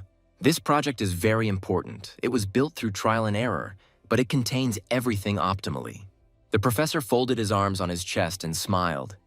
How is this possible? He thought. Sonia supported him, clenched her fist for him. He's doing great. There were also girls who were sitting next to Kira. They tried to smooth out the situation with his performance. When part of the speech turned to questions and discussions, Bruno raised his hand. The rest of the judges looked at him. The design is beautiful, but it's more of a street cafe than a sanatorium, he concluded. The first judge agreed that care for people with disabilities had been forgotten. Such a decision benefited him. The dean was angry. He swore. They did everything right. The man next to him supported him. The young man was jubilant. He smiled joyfully, feeling his superiority over the guy. But Vijin lowered his head and smiled. He smiled knowing that this was not the end. The man with a bald head, the judge, was shocked. He did not believe that the guy was standing in front of them and smiling. The young man agreed with the words, but continued that they also considered the design that the teams turned to. The first judge folded his arms across his chest and began to argue with the guy that he did not see the amenities. To this, Viggen said that convenience is not the first indicator. Holding the microphone in your hand, without looking away, this is not a space for adults, but for grandchildren. The young man raised his hand to his forehead. He reproached the man on stage because he would ruin everything like that. The members of the judges fell silent in admiration. They could not squeeze out a word, amazed by the guy's words. Each of these people who were on the jury imagined how their grandchildren come to them and spend time together, ride on a swing. Or the whole family is together eating delicious food, laughing. They are all nearby. Sonia also did not take her eyes off the speaker. The words that came from his lips penetrated straight into her heart. Bruno smiled faintly. The design is not only for convenience, but also for happiness. Vijin bowed, closed his eyes. His speech was over, his presentation was over. People in the hall stood up and began to applaud. They stood and smiled at the guy's idea. The judge also stood up and clapped. But the first judge sucked in his breath. He was unhappy.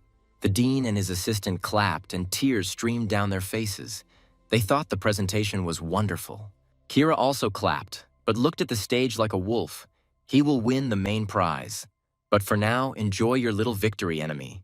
After everything, the guys stood opposite each other and looked not very friendly. The dean folded his hands and thought that this was a very inconvenient situation, even though the first and second places were ours. They sat down. Viggen did not deserve the prize, Kira complained, looked at him disapprovingly. The guy blew himself up. He shouted that the honor of the school was under threat, and how older he was. He was ready to give advice to give the award himself. Viggen's face darkened, but he was silent. He just sat and looked at this outburst of anger. Ron was in the audience, packing his books into his backpack. He was busy with his thoughts. And when the girl came up to him to congratulate him on his win, he shuddered. The professor approached the couple and said that the guy did not win this competition. Ron screamed. Viggen's foul play should have disqualified him. At this time, in the office, Viggen raised his head high and asked about the evidence. Cyrus folded his arms smugly on his chest, smiled maliciously. He had plenty of that. The guy was confident in his work. Sonia and Jaden worked with him. The dean shouted at Viggen. He called him here not to play with words. He looked at the guy menacingly. The guy, it turns out, was going to outsource the plan, layout, and everything else, Cyrus cried. Viggen picked up the sheet, read it, and had one question. How did they get it? The young man threw his hands up and smugly said that a freshman couldn't be better than him. Hanging over Viggen, he threatened him, wanted him to beg for his life. Pursing his lips, lowering his head down, he didn't take the guy's words seriously. He thought about how stupid he was. The dean intervened and said that admitting one's mistakes is also a skill.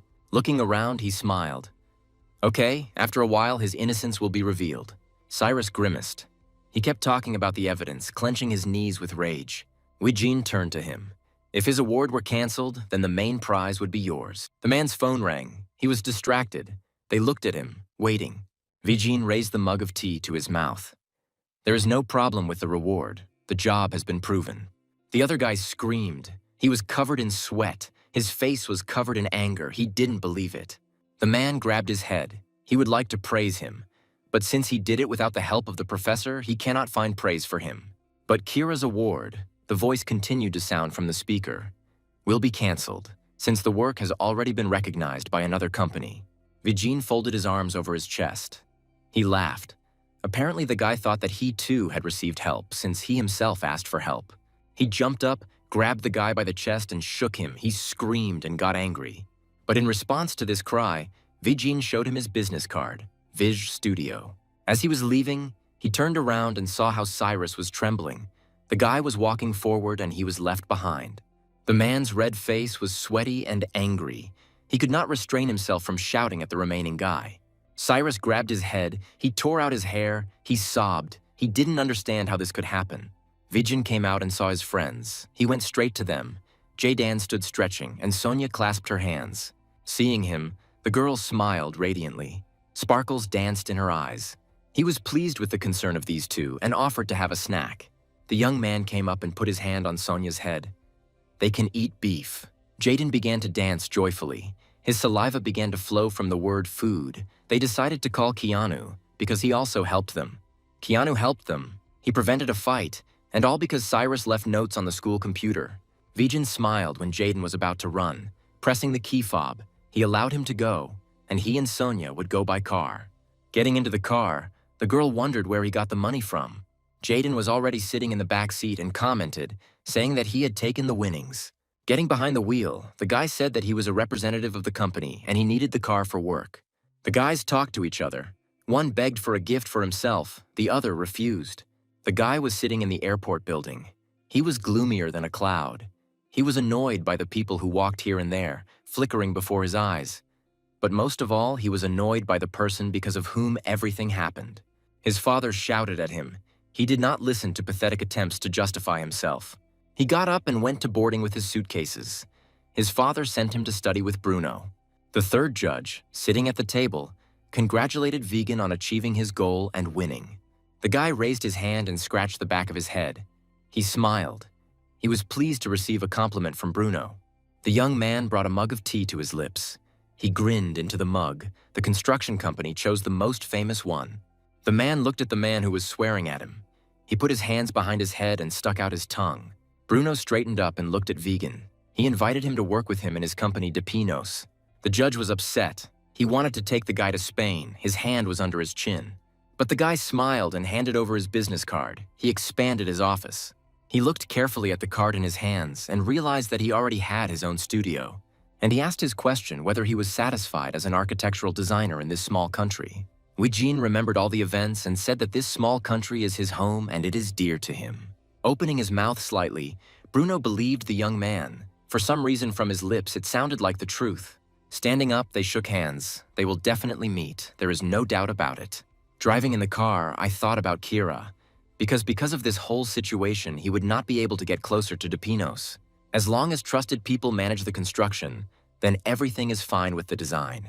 Vegan slowed down and a guy got into the front seat of the car. He waited for him for a long time. Having brought the plan closer to him, the guy said, turning to the boss, for some reason he became interested in the design of the cafe. They were met by a young man. He laughed at the fact that he thought that his guests would be a little older. Kanye Jun invited them to sit down. He was the second son of the branch president and the grandson of the president of a prestigious university. He sat down on a chair, folded his arms and legs. He was interested in how they knew about his cafe. Weijin looked at him and revealed that he knew about the closing of the bakery. The guy continued to talk and smile. Everyone looked at him with different reactions. One skeptically, the other expectantly. Vegan continued that he liked these bakeries. He bought something there every time. He liked the bread. Kanye was happy, and the guy sitting next to him choked on his tea. The guy looked openly. You can ask him any questions, and he will answer them. Kanye turned to the CEO and asked why the bakeries went bankrupt, narrowed his eyes and waited for an answer. A drop of sweat rolled down Vegan's cheek as he asked him directly. Kanye was waiting. He took the pose of a listener, turned to the guys so that they spoke without hesitation. The opponent is the president of a cool company. You need to choose your words carefully, thought the guy sitting with the boss. Good bakery with taste at a reasonable price. Put the mug on the table. Looking up at Kanye, the bakery was good, with an existing alternative. The company director's eyes narrowed, his eyebrows furrowed, and his whole face was serious. Folding his arms across his chest, Kanye said that this was off-topic, that a company that has been doing this recently cannot discuss another company that has been doing business for a long time. The guy blew himself up, he apologized and asked Vagina to apologize too. If you give advice to someone who is bankrupt and has nothing left but debts, this means struggle. Kanye laughed out loud, throwing his head back. Such intensity in his words made him laugh. I leaned towards the guy, calmed down, and they began discussing the brand. Hardening takes a long time and is not a process that can be completed with a few blows of a hammer. Creating a clear image in the minds of consumers does not happen overnight. In order to attract clients, you need a positive experience, the young man said. Reliability, loyalty, comfort, you need to make consumers feel good. Kanye thought in the restaurant business, the main thing is taste. They were guided by this. Vigan knew that it was not the same. Either it was expensive or cheap. The man looked with a hard look. They didn't even think about the design. They had a model of the cafe in their hands, spread it out and showed it, pressing it with their hand. This is exactly what Cafe Fresco should look like, Vigan showed, jumping up from the sofa. Kanye brought the plan close to his eyes and began to read it, holding it with both hands.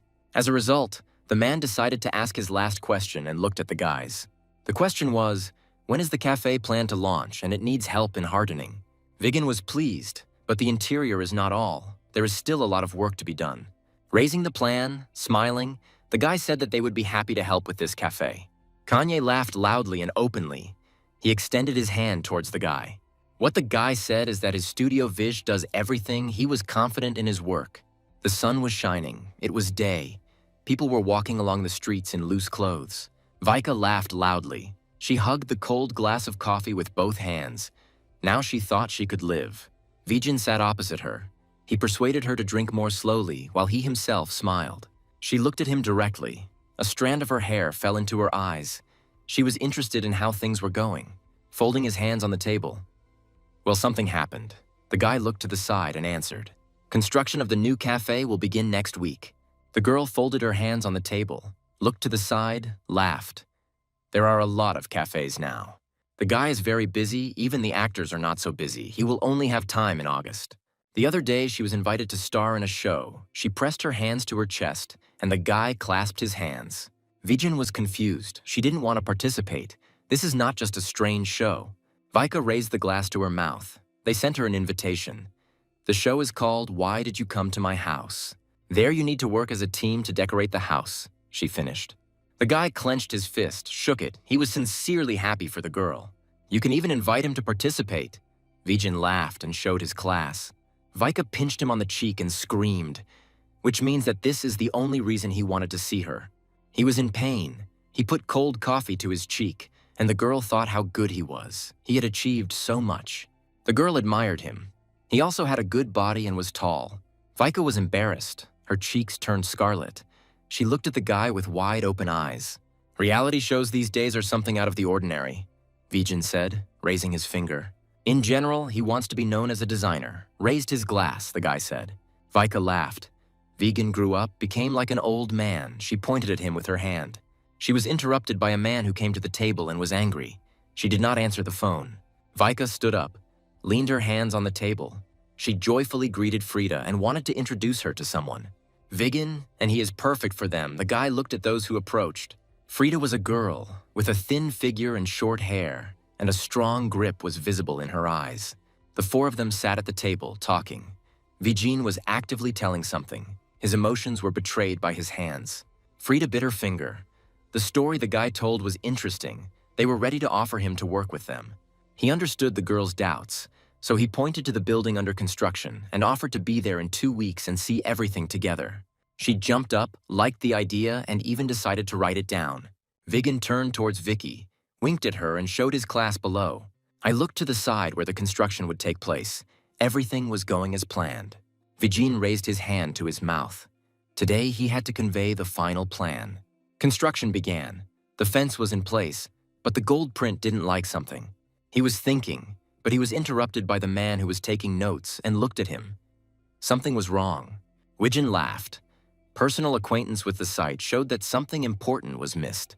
He was puzzled that this was happening and what was wrong with the print. Widgeon staggered. The guy was worried about him. He looked. Maybe he should sit down. But the guy didn't hear anyone. He was immersed in his thoughts, wondering what was new there. People entered the building. Among them was the customer. He entered the cafe with long strides. People ran up to him and started talking, but he stopped them with a gesture of his hand. He walked further, stood near the doorframe, and looked at the guy who stood in a thoughtful pose. Everyone was worried about Vijin, but he didn't react to anyone. Everyone asked what he wanted. But the guy found what he was looking for. He clenched his fist, exclaiming joyfully. A man approached him. He asked if everything was fine. While the guy was silent, they couldn't find a place for themselves. The man asked if he had found what he was looking for, came up and pointed at everything around him. Vijin gathered everyone around him. They sat around a round table with a plan on it. The original plan was to use the ground floor for conceptual design. As you say, the design has to be the best, so they spent a lot of money on a huge coffee roasting machine, and the beans were from overseas. Instead of waiting for someone to guess, you will have a better chance of being noticed. Vijin raised his hands. The man folded his hands and thought. He didn't understand how to take the guy's words. Putting his hand to his face, he saw the graphics on the plan and widened his eyes. Vijin laughed. He wasn't going to start construction without the chief's permission, so they needed to take a closer look. Having examined everything made of concrete from the walls to the ceiling, he looked at the guy for a long time. This is an early look at a design that will be popular a little later. Vijin folded his arms across his chest. The concrete style was not vintage at all, he concluded. Kanye nodded in agreement. It looked like a trendy cafe. He liked it. He looked at the guy's drawing, which he had drawn with a pencil in a free style. With careful finishing, the mess disappears. He wiped it with an eraser and it turned out to be a circle. He proved that it still retains the feel of an old-fashioned coffee shop, but overall looks clean and tidy. The young man looked at Vijin with respect. He said sensible things, but pointing his finger at the ceiling, he laughed. This is not because of saving money. Bowing his head, he shook. Of course not, he chuckled to himself. Raising his head, he told them the secret that such an open ceiling would be more expensive than closed ones. Widgeon showed with his hand whether he had ever turned to a man or torn out the ceiling. He doesn't want to use raw material because it's not meant to look raw. The others were worried about how he would do it, but the guy assured that he just needed to work harder. Vijin finished, folded his arms over his chest, but it's beautiful and that says it all. Kanye laughed loudly, leaned back and continued laughing. People looked at him. The chief honestly admitted that he still does not understand this open design, but he understands the uniqueness and that the latecomers will be behind them. Ultimately, the man figured out the time. They promised 3 weeks, he asked, laughing. Everything will be ready by August. But the guy had one last request. The girl was hot. She walked up the stairs and was exhausted. She was tired of walking for so long. She clenched her fists. Very soon, she would be sitting under the air conditioner. She calmed herself. Jaden greeted Helga. She was surprised and thought that he was also studying in the summer.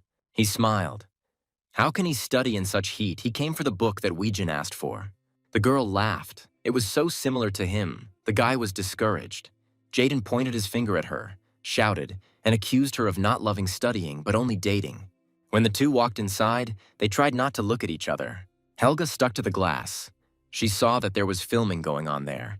The guy also looked shocked when he learned that there were reporters there. Without looking up from the glass, trying to figure out who was filming there, they were now both stuck to this glass.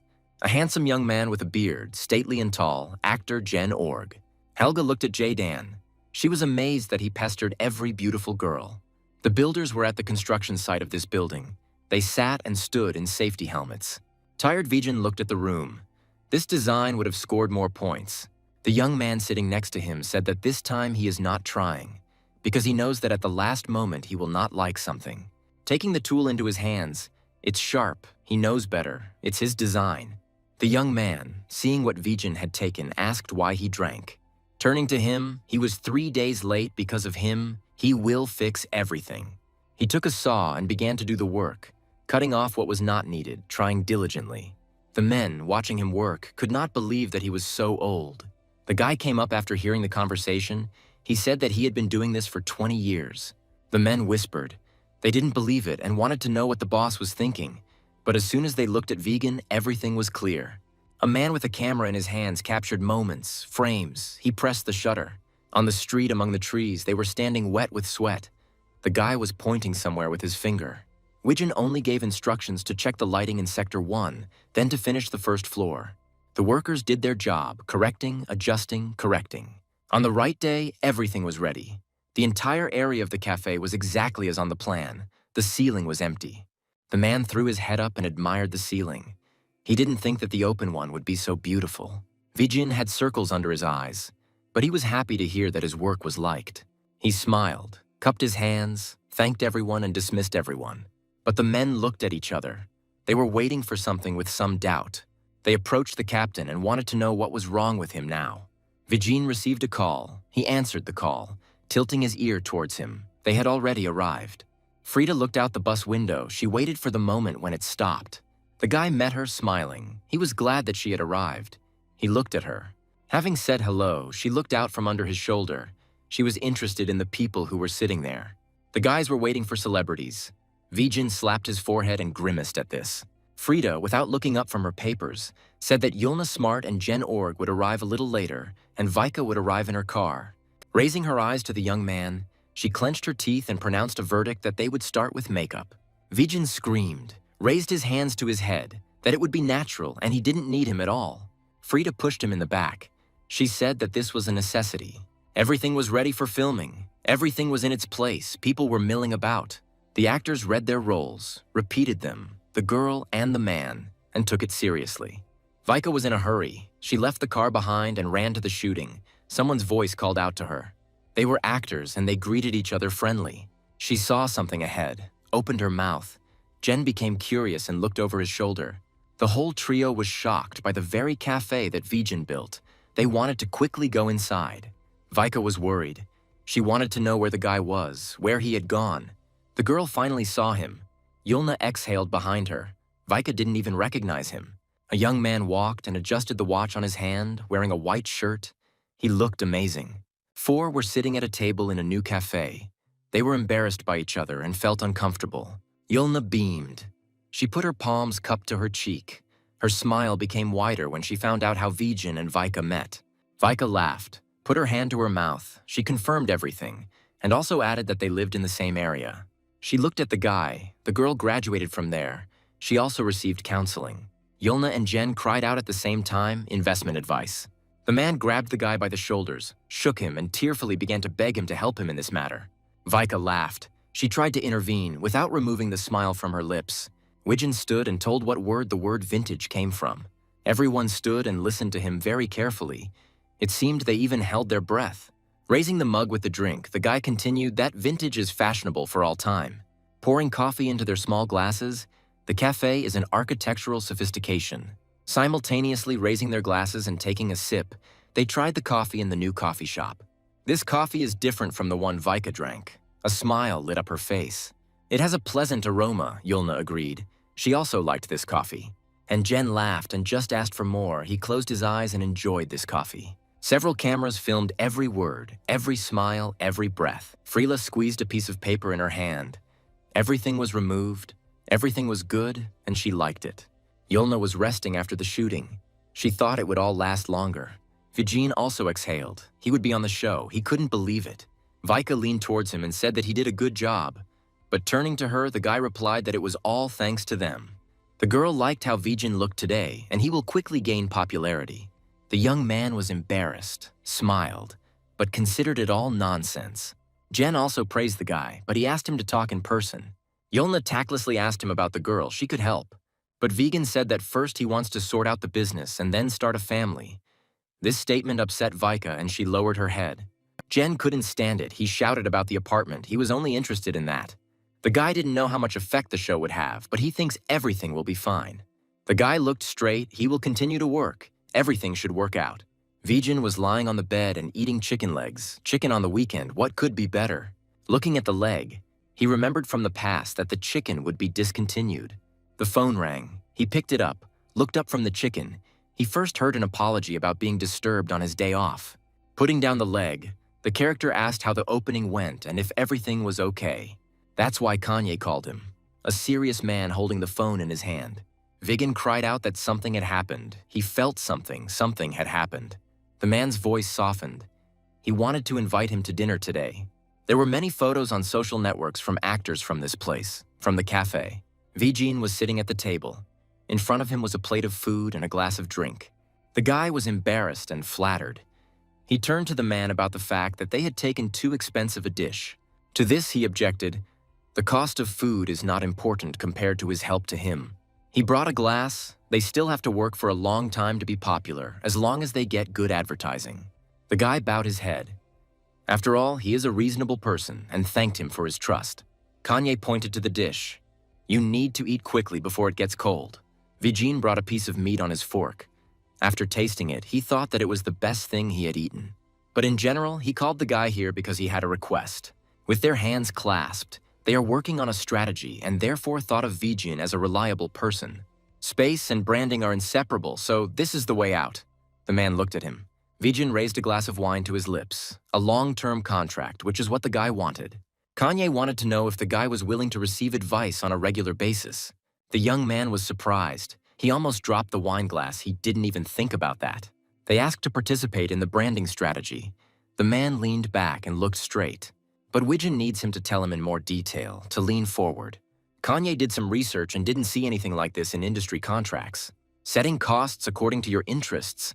Isn't that the beauty of capitalism? Showing his finger, the man wondered what Viggen thought about such an interaction. This is a win-win situation in which everyone gets something of their own. Now the guy has become serious and thinks about everything.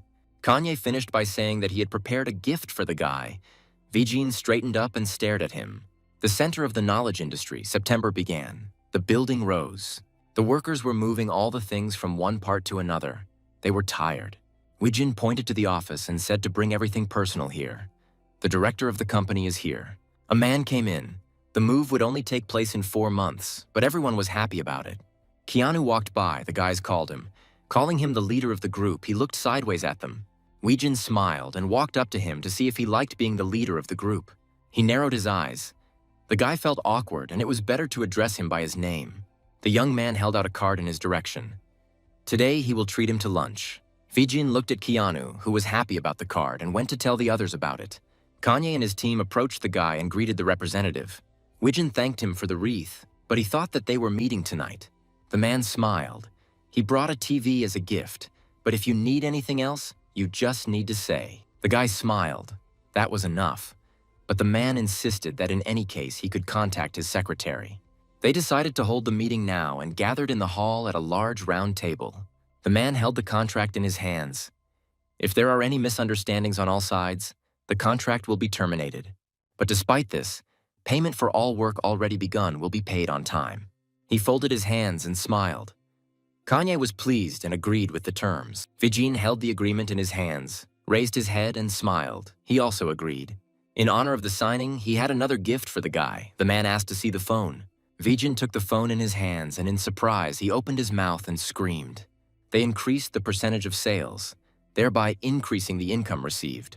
Viggen held the phone and smiled. This is a very good bet. There will be a lot of profit. The man laughed, spreading his fingers. A great job done last time.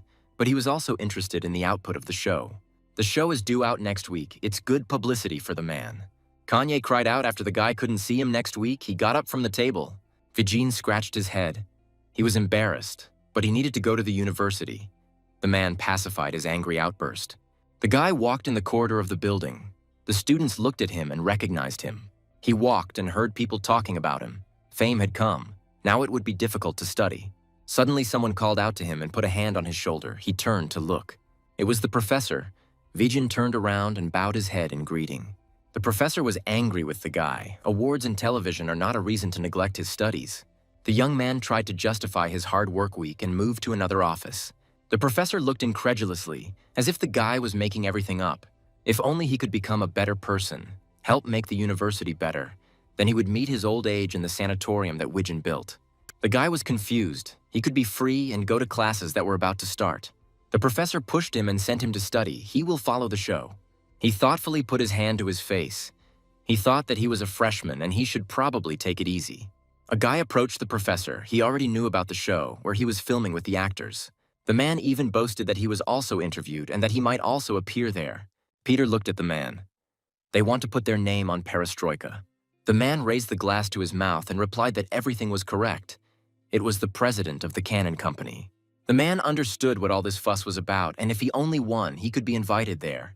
Competitive applications are accepted in November. They looked at each other. The man walked away laughing and waved his hand goodbye. You need to try.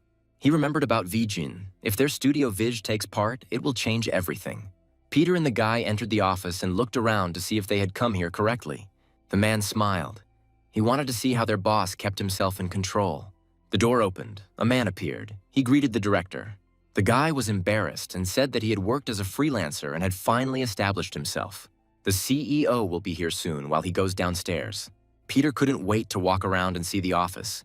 He wanted to know if all the money had been spent on decorating the office. Turning to him, the guy smiled, saying that there was not much space. Peter thought it was too spacious for all of you here. But Vidzin's appearance and his words made the director look around. He didn't want to move several times. He stopped in front of Peter. The man was delighted with the guy, began to hug him and take an interest in his affairs. Vijin smiled and extended his hand. Of course he knew from the very beginning that the number of people would increase. Taking the hand, Peter thought that this guy had intelligence and great abilities too. The guy looked at the guests. He was proud of his boss because he made such a good location. Having seated the director and his assistant on luxurious black sofas, he sat down in the chair at the head, ready to listen. Peter pushed something in a beautiful package with his hand, saying that it was a gift. Vijin began to unwrap the paper. He was wondering what kind of gift this was. When he finally tore the paper, he took out a sheet on which there was an inscription about the auction. He was very happy. He could not believe his eyes. It was a design competition. This is an apartment for reconstruction behind the bridge. Peter exclaimed how he knew so much, to which the hero replied that these places were popular. Viggen looked at Peter, who wants to hire a third-party designer to work on an apartment building. The hero pursed his lips. He was reading into this competition. There were changes in his past life. This is a good opportunity both for the sitting man and for the Vij company. The man lowered his head and admitted that the head trusted him and chose Vegan's company instead of the well-known one. Peter pursed his lips. He watched the guy and he didn't like the fact that he was silent. He's not sure. A barely noticeable smile flashed on the young man's lips when the internal competition ended. He was interested. Peter was pleased. He snapped his finger and talked for a month or two. Then he bit his fist. He couldn't do anything about it. He still had a lot of things to do. He clenched his fist. A sketch is enough for him. His own team will be brought in for the work. Vijin lowered his head and said without looking up that he would do it. Peter beamed with joy. He couldn't believe it and asked the guy several times. He couldn't refuse the gift, especially since it was a good opportunity for their company even with outside help. The director was embarrassed. He began to tell the guy that he was always grateful and always for him. The men said goodbye. They smiled at each other, bowed and waved. Vijin sat down on a chair, threw his head back. He had so much to do. Reschedule the meeting, submit an application. The phone rang. He put it to his ear, and on the other end, they asked about his business. The voice from the receiver continued that there was good news for him. Vijin listened carefully. Their first visit would be in October. The guy roared. Why so early? He didn't like it, but they said it was necessary. The guy put his hand to his face. He was tired, but they already need to book another photo shoot. The hero leaned back exhausted. There were bruises under his eyes. Tears flowed from his eyes. The dates on the calendar were very close. There was not enough time for anything. He needs to study harder and needs to retake the class to avoid an academic warning. The cafe was very popular. These open ceilings beckoned you to look up. Frida and Vegan were talking in this cafe. He was interested in why the schedule was torn out like that. She visited the television director and he told her about the ratings of the newly launched program. Folding his hands and putting them to his lips, the director said that the rating was very low. She stood in front of the director and didn't know what to do with herself because he was angry. We need to launch a new show. Frida leaned towards the boss, almost pushing him. And she will do it. She needs to film as many episodes as possible. Now there are only 3, but there will be 5. Having shaken her hand, the director was very pleased with her. He did not imagine any other answer. Having heard the whole story from Frida, the guy became embarrassed and blushed. He closed his eyes. Vijin sat next to Vicky. He was sad. This semester is a failure, so they need a good show. Jen approached and told the guy that he had come early and was looking at him. Vika was indignant. She was also here and he didn't even notice her. The girl was offended. Patting Vijin on the cheek, Jen said that young people are so funny. The man began to suck up to the girl, saying that thanks to her, the filming went well. Vika looked back at the hero. They all know that it was she who brought him with her. Yulna arrived by car, jumped out, and immediately began to apologize for being stuck in a traffic jam. Jen began to reprimand her that she was unscrupulous. He raised his voice at the girl, but she was not offended by this. Vijin lost his face where filming begins, and this is such everyday life. The cameraman showed that filming had begun. The firecracker sounded, silence, and it began. The first shot was of Jen. He was showing his house. He wanted it to be decorated. Vika appeared and she began to praise the beautiful furniture. She had a desire to buy all of it. But the man snapped. Everyone was dumbfounded. He said that today it was his budget. Vika cried out that she could provide budgetary support.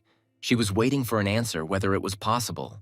Lowering her eyes, Frida said that last week the group did not do well. Jen was just about to open his mouth. Vika covered it with her palm and asked him to be silent. If they play and manage to win, they will replenish their budget. Frida gave parting words. Everyone stared at her. They didn't understand what kind of game it was, what it was. She pointed her finger at the door and said that today was a team match with the person who was there.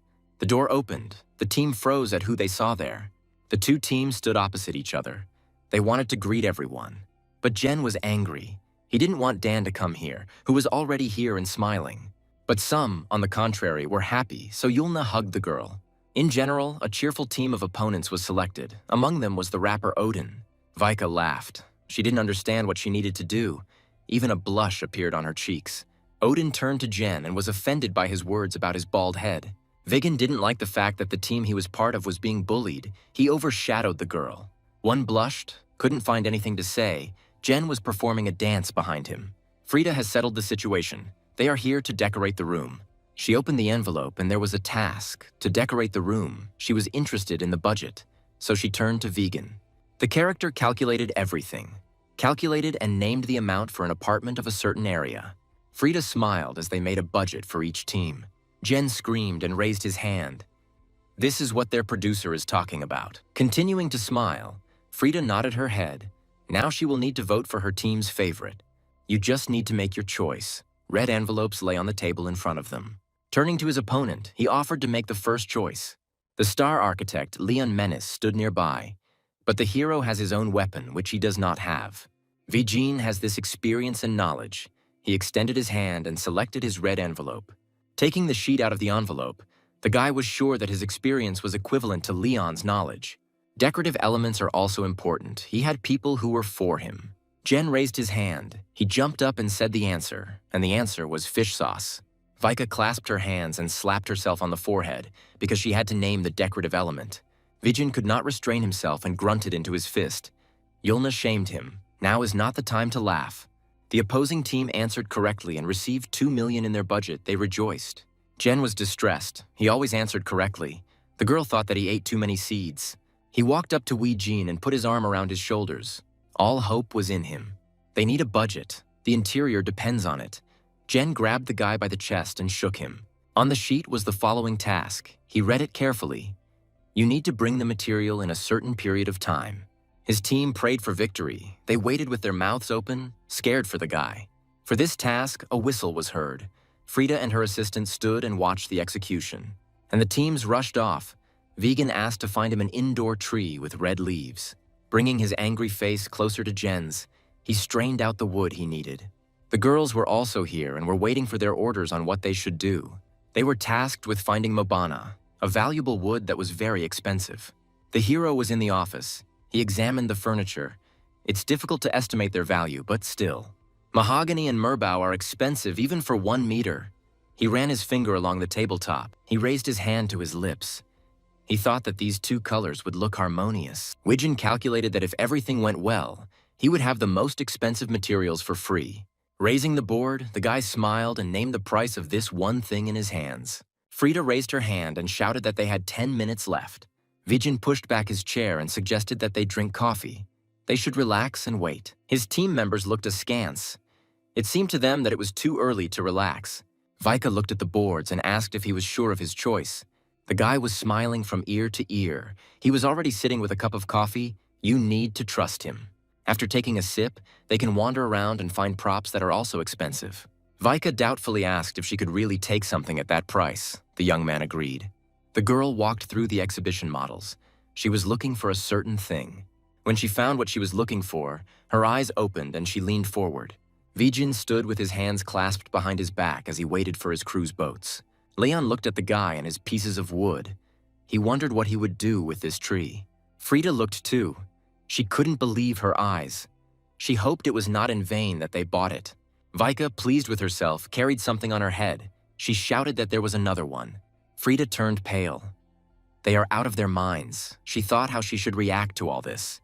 They brought her a sheet. The results were written on this sheet. She accepted it. The opposing team was jubilant. They scored a decent amount and were confident of their victory. When the producer looked at the amount collected by Vijin's team, she was speechless. The hero was pleased with himself. He expected this. But what a surprise the others were. They were dumbfounded. Frida's face darkened. She bit her thumb. They had exceeded the limit and would receive a scolding. She turned to the guy who was looking at her that we needed to discuss this. But he hovered over Frida and asked if something was wrong, while the smile did not leave his face. The girl swore that they had done such a thing. Her hand touched her forehead and closed her eyes. He filled out the amounts with materials that he knew exactly how much they cost. As you can see, the props. But Frida did not calm down. Without explaining what problems there were in this, she touched the wood, which is a small problem if you are forced to buy it to match the price. The guy looked at her. He will use her, so everything is fine. He will use it all, make something beautiful, stroke the boards. One thought, they really want to win. On a show that should make you laugh. Vika said that it looks like this is a win-win situation, she thought. Raising his hand, Vijin ordered not to worry. He will now show the technique. A few days later, there were boards lying around in the office. Some intact, some missing. The guy's team came here. They looked around, saw their materials that they bought. Vijin laughed. He hung his coat on the hanger. Turning to them, he said that now they would not be able to return. They took everything seriously, got scared, stood like a pillar and watched. There were whispers and giggles. This was supposed to be an entertaining show. Frida laughed. They should create props for the house here and now. She was interested in Vijin's experience with woodworking and stared at him, waiting for an answer. Having named the number, there was a chuckle behind him. At 1 year old, as soon as he started walking, he immediately grabbed the hammer. Vika laughed at why he played with a hammer as a child. She didn't appreciate the humor. Vijin showed the board, the same one that was matched to the color. They will now make furniture. Frida clasped her hands. She prayed that everything would work out, that her show would go on. Hands in white gloves held a tree that was being cut by a saw. Jen whispered in the master's ear that there was still a lot of work to do. And when he received no answer, he grimaced. He was dissatisfied and had no desire to do anything with his own hands. Frida clenched her fist. In any case, even if she loses, she will win. But the guy was not distracted. He worked. He knew what he was doing. The confidence in his eyes did not fade. He smiled, embarrassed. He was in his element. He liked everything. Vika approached the hero from behind. She was interested in finding out what she could do, how she could help. Frida approached the man and wanted to know if it was possible to make furniture in a day. Despite the lack of faith in their team, the guys worked, carried boards, cut. The producers still believed that the show would be interesting. Vijin turned to Jen. They can try to cut it together. Vika stretched. She will go change clothes. It will be much better for work. Frida laughed. The cameras quickly clicked. They photographed the girl in her clothes. The guy called the girls over. Vijin wanted to show them something, so he needed to come up quickly. The hero began to show and tell how table corners are made. The guy smiled, showed, explained. He liked to plan and do it. All the work was in full swing. Everyone was busy with their own affairs. The room smelled deliciously of wood. Yulna approached the character. She was crying. She was holding fragments of the board in her hands. But Vijin praised everyone. His patience was enormous. He even showed Jenu his class. He smiled at Vika, who was also trying. The girl was embarrassed. Her cheeks turned red. Frida put her hand to her mouth. So good job, they're doing great. When they finally finished, everyone was happy. The guy even finished earlier than expected. Frida was pleased that everything worked out. She squinted and the smile did not leave her face. Beautiful tables, chairs, walls, everything smacked of novelty. They coped with this task when no one believed in them.